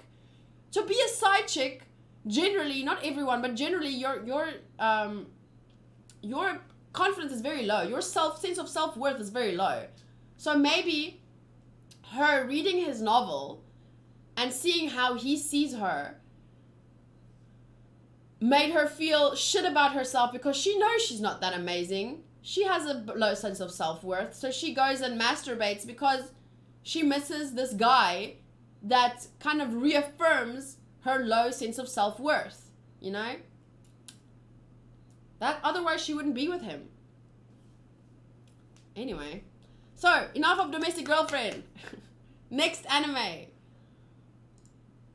The last one we're going to talk about tonight is, and very shortly, because I haven't finished up to where it's at right now, is Quintessential Quintuplets. Then when we're done with that, we're going to talk about the best girl of the season on my bracket. So we're going to talk about the brackets. Because I wanna kind of crown a best girl for the season, but I don't want to just use my opinion. I want to see what the majority says, you know? So what we're going to do is, fetal. Okay. This is a question of waifu wars. We know the answer is Miku. End of discussion. Did you see my bracket? I haven't. Have you sent it to me? Did you tweet it? Okay, but first, very shortly, my thoughts on Quintessential Quintuplets. I think it's a very unique harem because, one, we know he ends up with someone. The war will not continue forever because it's very obvious that he marries one of them at the end. I think that's very unique. I've never seen a harem do that before. Second thing that makes it very unique. The girls are not all in love with him and fall over their feet and fight for him, and they don't fight each other to get his attention or do everything to make him happy. Most of them actually kind of dislike him or don't really care about him. So even though it's a harem, I feel like it's very unique because for some of the characters, it's obviously they kind of like him. For some of the characters, they're neutral towards him. For some of the characters, they're just very nice and maybe they like him, maybe they don't. Some of the characters really, it's not even tsundere where they like him but they don't want to show it. Nino actually really dislikes him. She may fall for him later, but at this point, I like that the anime is not introduced and everyone just loves him from episode 1. It's like a gradual thing. So I feel like it's very unique, a unique harem, but still it's also a guilty pleasure anime. It's not necessarily the best plot. It's just a fun watch. For me, I gave the story a 6. Characters an 8. Visuals a 7 because of stuff. Audio a 7 and enjoyment an 8. So within its genre, I guess it would be a 7.2, yeah. Favorite characters as of this point, excluding the MC, if we're just talking about waifus, Itsuki, Nino are kind of tied for my top first number 1 place, whatever, because I haven't seen enough of them yet to really make a choice between the two of them. So it's Itsuki, Nino. Ichika's 3rd because she's a very strong character and beautiful, obviously. And she's also like this older sister type. Yotsuba is 3rd or 4th, however I plan those two. And I really love her personality, but she's almost, like, what I don't like is that part where she can't say no. I don't like a character that kind of it looks like you can walk over her. And same for Miku. Miku is lost because she's a very I don't know how to say the word, she's like this, she's like I can't say it. How do you say this word? Moe.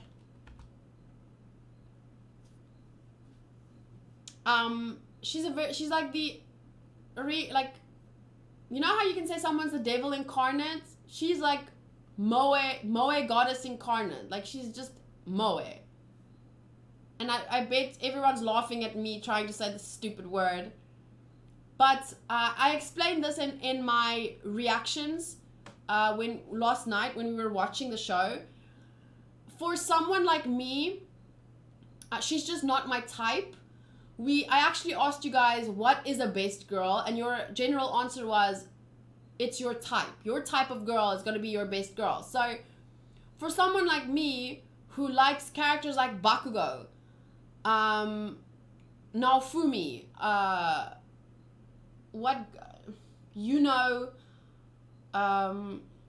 Milim, who else is my best girl? Like, I like characters that are very strong. Like, I don't want to feel like if I date them, I'm gonna crush them. You know? Personality-wise. I have a big personality. I have a strong personality. I would crush Miku. I would feel so bad to date her. I wouldn't be able to be myself. I would have to change how I talk to her just because she's so soft, and like, I would be worried about breaking, you know? Sakuta from Bunny Girl is my man crush. Yeah, he's an amazing character. If you channel your inner Dutch, it's pronounced as moe. Moe. Why are we doing female names? Oh my gosh, Matty won 2,000 Otter coin again. Let me try.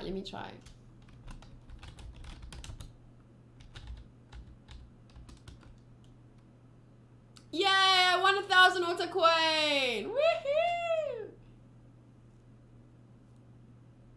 I heard, Limitless Paradox says, I feel like Miku would be a lot different in bed. I heard that in the manga, she's a yandere character. And if that's true, I am changing I'm changing it. Then she's gonna go very up. If she's actually a yandere. What is the yandere? Yandere is like, I can't explain it. Let me show you. Let me read it to you. Yandere meaning. Yandere, it's like a character type of two Japanese words. Yanderu, meaning to be sick, and dere, which is defined as strongly and deeply exhausted, infatuated, moonstruck, head over heels, or love struck. So it's like a character that's like she's a psychopath, but she loves a guy or another character. So if someone gets in the way of their relationship, she would kill you. So there's a lot of blood involved. So she's you. Best answer ever, yes. I would be an example of a yandere character in real life. But I'm also, okay, I love you. I'm also a little bit dere. I think.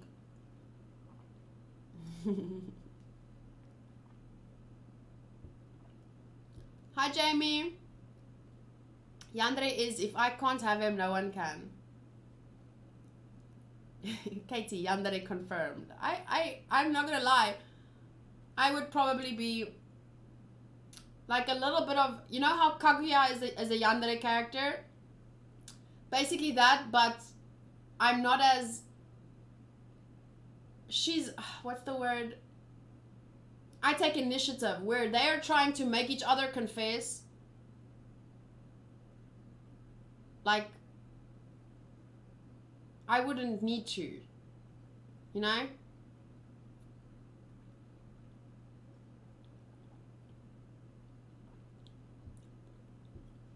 I think Yotsuba has a deeper personality, just down to the OP.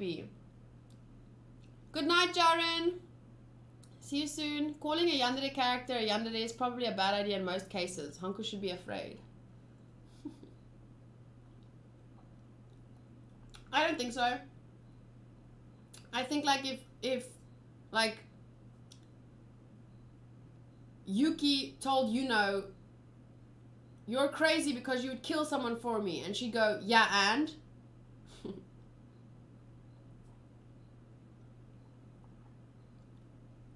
Same with like what's that character from that character, the girl with the pigtails, one is red and one is blue.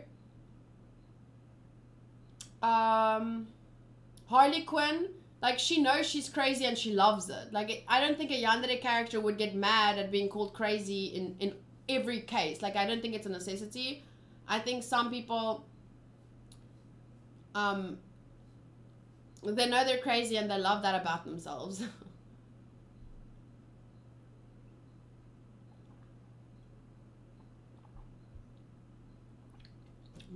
Oh, Jaren! Jaren gave 100 bits. Thank you. Are you still here? I'll have to tweet him and say thank you because I didn't. Jaren, thank you. I didn't see the bits because my alerts are turned off because otherwise there's too much coming through. Follows, not bits. But yeah.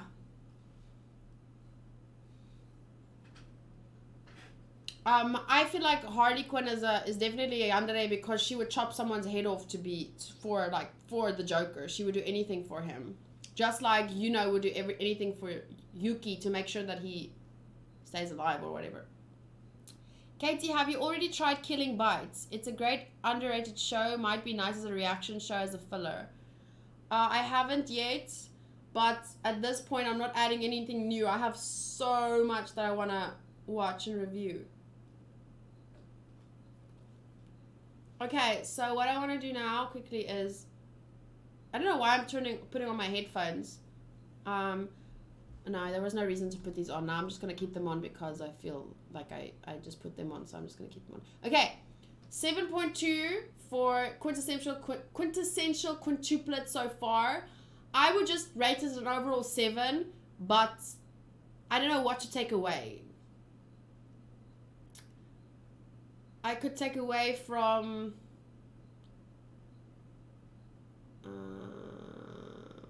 I'm not going to take away anything now because I'm not just going to take something away to make it a 7 now, but at the end of the anime I might just be like strict and just give it a 7, Okay, so last thing that I want to talk about in today's podcast is best girl of the season. We might not make an official thing today. I saw spoiler. I just saw the word spoiler and then I didn't read. Okay, so here's what the bracket looks like. For those of you that can't see. Oops. Okay, so this is what the bracket looks like. So far, let's go through the comments and I'm going to make... Before you guys send me, you can talk about it in the comments. Bye, Carmenan. Oh, wait, Vic says. Bye, Vic. You're the one that's going. Okay, so...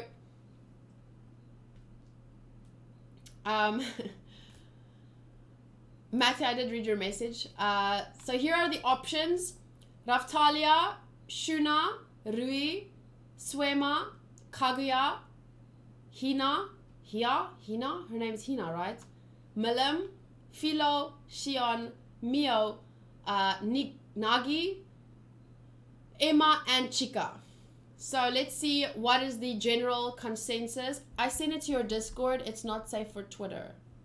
Okay? I'm gonna check it out right now.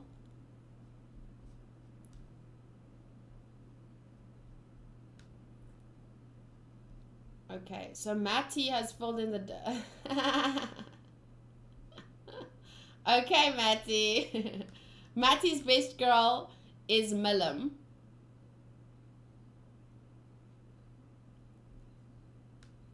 His final two was Milim versus Chika, and he chose Milim. Okay, so let's see. That's okay. That's basically from Matty. That's 1 vote for Milim.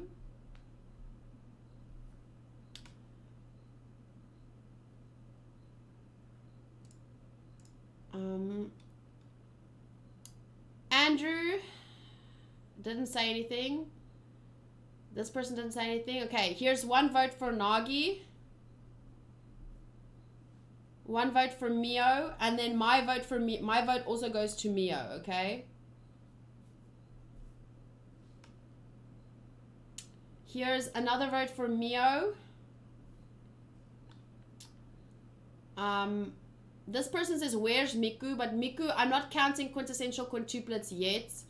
I think we're gonna find the best girl out of all these girls and then maybe make a poll between Miku, because she won the votes from quintessential quintuplets vote, and then best girl from whatever. Okay. Here's one vote for Emma. Sorry guys, you're gonna have to go with 5th Gen says all trash. And Otaku says, if Kaguya didn't exist, Milim. But having read the manga, I've simply fallen in love with Kaguya way too much. So we have a vote for Kaguya. Here's a vote for Raftalia. Here's a vote for Rui. Here's another vote for Milim. Rachel Forever says Mio and Emma. I'm sorry, but then the first one that you said is going to count because that's the one you've thought of first. Mio. Raftalia saved Naofumi from the cursed shield, but Mio is so good and sweet. It's hard. Okay, well then I'm going to go with Raftalia because that's the one you... Wait. You mentioned Raftalia first, but then the second one made you doubt your first one. So which one are we going with? Are we going with the first one or are we going with the one that made them doubt their first one? What do you guys think?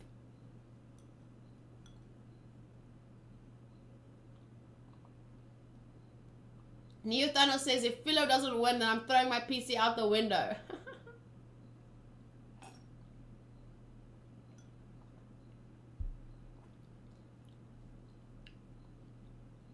Twilight says we're going for the second.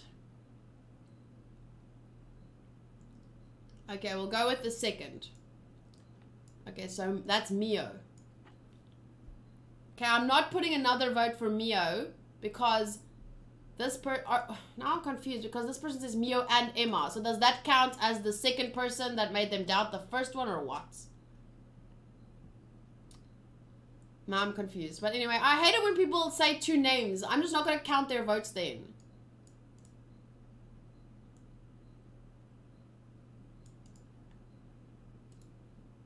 Just go with the first. So freaking hard. Okay, so I'm gonna go... Okay, I'm gonna give that one to Raftalia then. But now listen to this one. Rui is best girl of all time, but if we are only looking at the animes, because this person has also probably read the manga. So I'm gonna, if they say Rui for them is the best girl of all time, I'm gonna give the vote to Rui. Chika, done and done. So here we have a vote for Chika. Another vote for Chika here. Remi's best girl, but this is seasonal, so I would go with Milim or Raftalia. Milim has a lot deeper character in the novels and manga. I would give the edge to Raftalia if the last 3 episodes she wasn't constantly jealous, so probably Milim. I think they still have time to make her character deeper. Okay, so we're gonna go with Milim. Although I don't think that there isn't gonna be much time to make her character any deeper in the anime because she's gone now, apparently.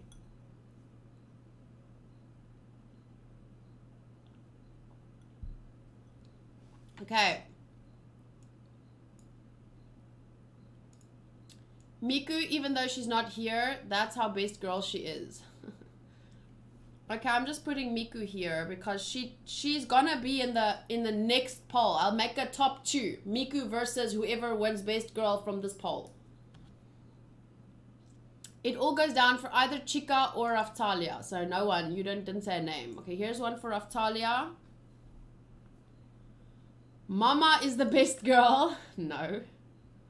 Mio. Here's another one for Mio. Emma. Here's another one for Emma. Milim. So this season officially ends end of February, right?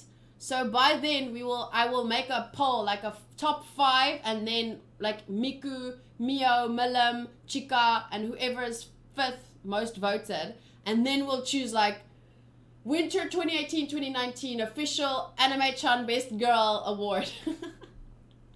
And then at the end of the year, we'll only take the best girl from each season and then choose best girl of 2019. This is gonna be so much fun. Sorry, guys. I hope your volume is very loud. I mean, very soft. Okay, Melam, Chica. Here's another vote for Chica. Oh shit, man. Okay, Melam, obviously. Here's a vote for Melam. Raftalia and Mio. Yours doesn't count. Raftalia. And another one for Emma.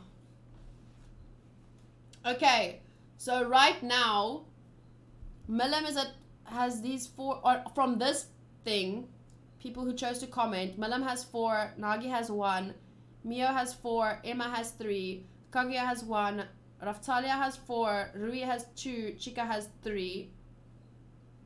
And Miku was mentioned twice, even though she's not even on this poll, I mean on this bracket. But she is literally like 74%. So that means like almost 700 votes for Miku. So definitely Miku is going to be whoever comes out on top based on this bracket. They're gonna have to go up against Miku, and then we're gonna have to see. We're gonna have to see who wins at the end of the day. Okay, so for everyone who's listening right now, if you're listening on YouTube or if you're listening here on Twitch, comment. You all get 1 vote for best girl. Who would you vote?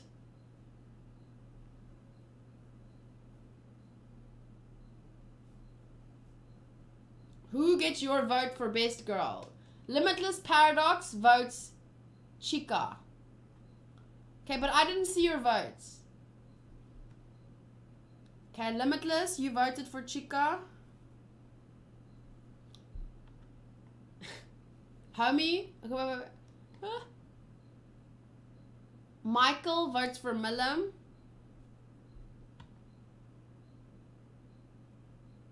Bulkier, you.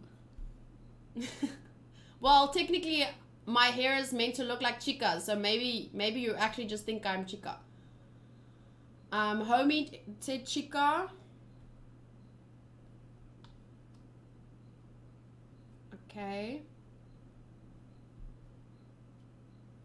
Neo Thanos says Philo, so Philo gets a vote finally.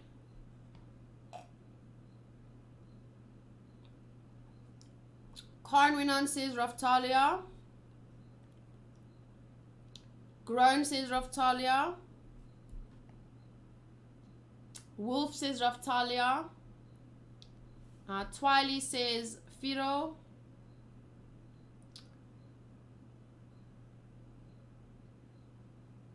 Matty's votes for Milam. Bulkier says Chica.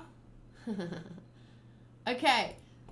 So I'm really going to do this thing. I think where each season there's like best girl wars, and then the winner of each season at the end of the year we're gonna have like a final vote. My vote counts as 50, right? Because of 50k bits. But Matty, you had your 5-hour stream. And I started quintessential quintuplets for you. You can only play that card so many times.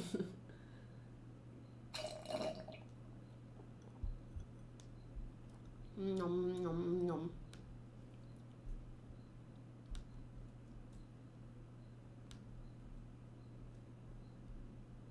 Just give me a sec. I'm saving something right now. Does this include continuing anime? Nope, it will be seasonal. Only seasonal animes. So, everything that came out this year milks it dry. Okay, so far, based on... Okay, wait. 4, 5, 6, 4, 6. So far, it seems like Milim, Raftalia, Chica, and Miku are very popular. Mio also is a strong contender.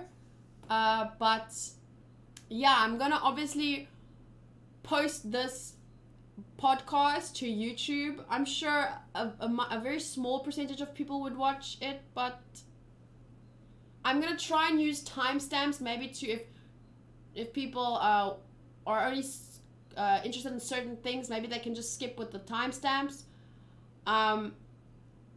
But yeah, I'm gonna see what people are commenting. I'm gonna see on this bracket how people respond to it in the comments, because I only posted it a couple of hours ago.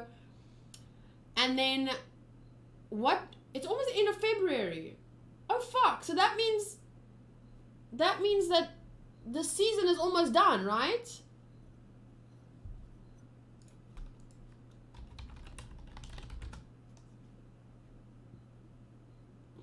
Does that mean the season is almost done?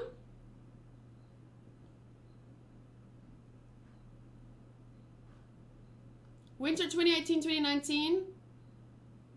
It's next month. Spring starts.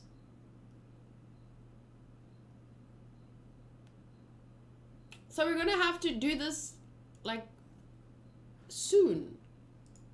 Like tomorrow. Okay, tomorrow's the 26th. So tomorrow I'll narrow it down to like how many polls, how many options can you put on a YouTube poll? Oopsies, oopsies. Okay, 1, 2, 3, 4, 5. So I'm going to have to narrow it down to the top 5 best girls based on all the results on this channel. And then I'm going to put up a poll tomorrow night and then let people vote on that poll. Is everyone happy with that? 24 episodes counts as one season, but it's 2 seasons. End of February means another month closer to exams, which means less anime, which means panic. Top 5, Raftalia, Rui, Milim, Chica, Mio. If Chica doesn't win, then Chica Dance will. Okay, so that's it for the first ever Animaecast. I'm gonna say goodbye to you guys right now. I need to go edit One Punch Man episode 12 reaction highlights, and I need to watch Fairy Tail. Today Fairy Tail came out. I need to upload the full reaction for patrons. Limitless says I've had fun. Jake 9Z, Raftalia's best girl. I don't care that she got Daughter Zone. There's another vote for Raftalia. Welcome, Jake. Oh, I guess you can't miss another edit. And the full reaction. I haven't posted a full reaction for patrons today, so I don't want to miss an edit. And technically, One Punch Man was yesterday's edit, so I'm only finishing it today. Plus, I need to make sure that I post a full reaction for patrons. So, Fairy Tail episode 20 was epic. Yeah, and I haven't watched it, so I'm definitely gonna watch it right now. Thank you guys so much for joining in the first ever Animaecast. I think it was a huge success. I had a lot of fun talking about all the anime that we've been watching this season. And hearing your thoughts on the anime, even if we don't agree, that's part of the discussion. You wouldn't have a great discussion if all we ever do is agree on everything. It's fun to agree with people and to feel the same way about characters and anime, but it's also fun to have, what's the word? Conflict? Arguments? Okay. I can beat 5K now. 5K? This was fun, Katie. Much love. Thank you, Matty, and thank you, Limitless. Kyruin, thank you for being here. Wolf, thank you for being here. Jake 9Z, I'm glad you got to pop in at the end. Bjorn Kun, thank you. Let me just see if I had a few new followers. Twily, thank you for being here. Michael, Homie, Grown, thank you for being here. You were one of the first in. Bulkier Fever, Neo Thanos, Jacob was here earlier. And Nick came to say hi. Shout out to Spartanido, who is a new follower. Z Black Lotus. And to Jaren, who gave 100 bits. And to Matty, who subscribed at tier 2. That's great. Yes, you better say thank you for the tier 2 sub. I swear that I said thank you before I read that message. Okay, guys. Have an awesome week. I'll see you next weekend for the next Animaecast. And yeah, I'll be streaming before that though. So make sure that you're on the Discord and Twitter to know when I'll be streaming what.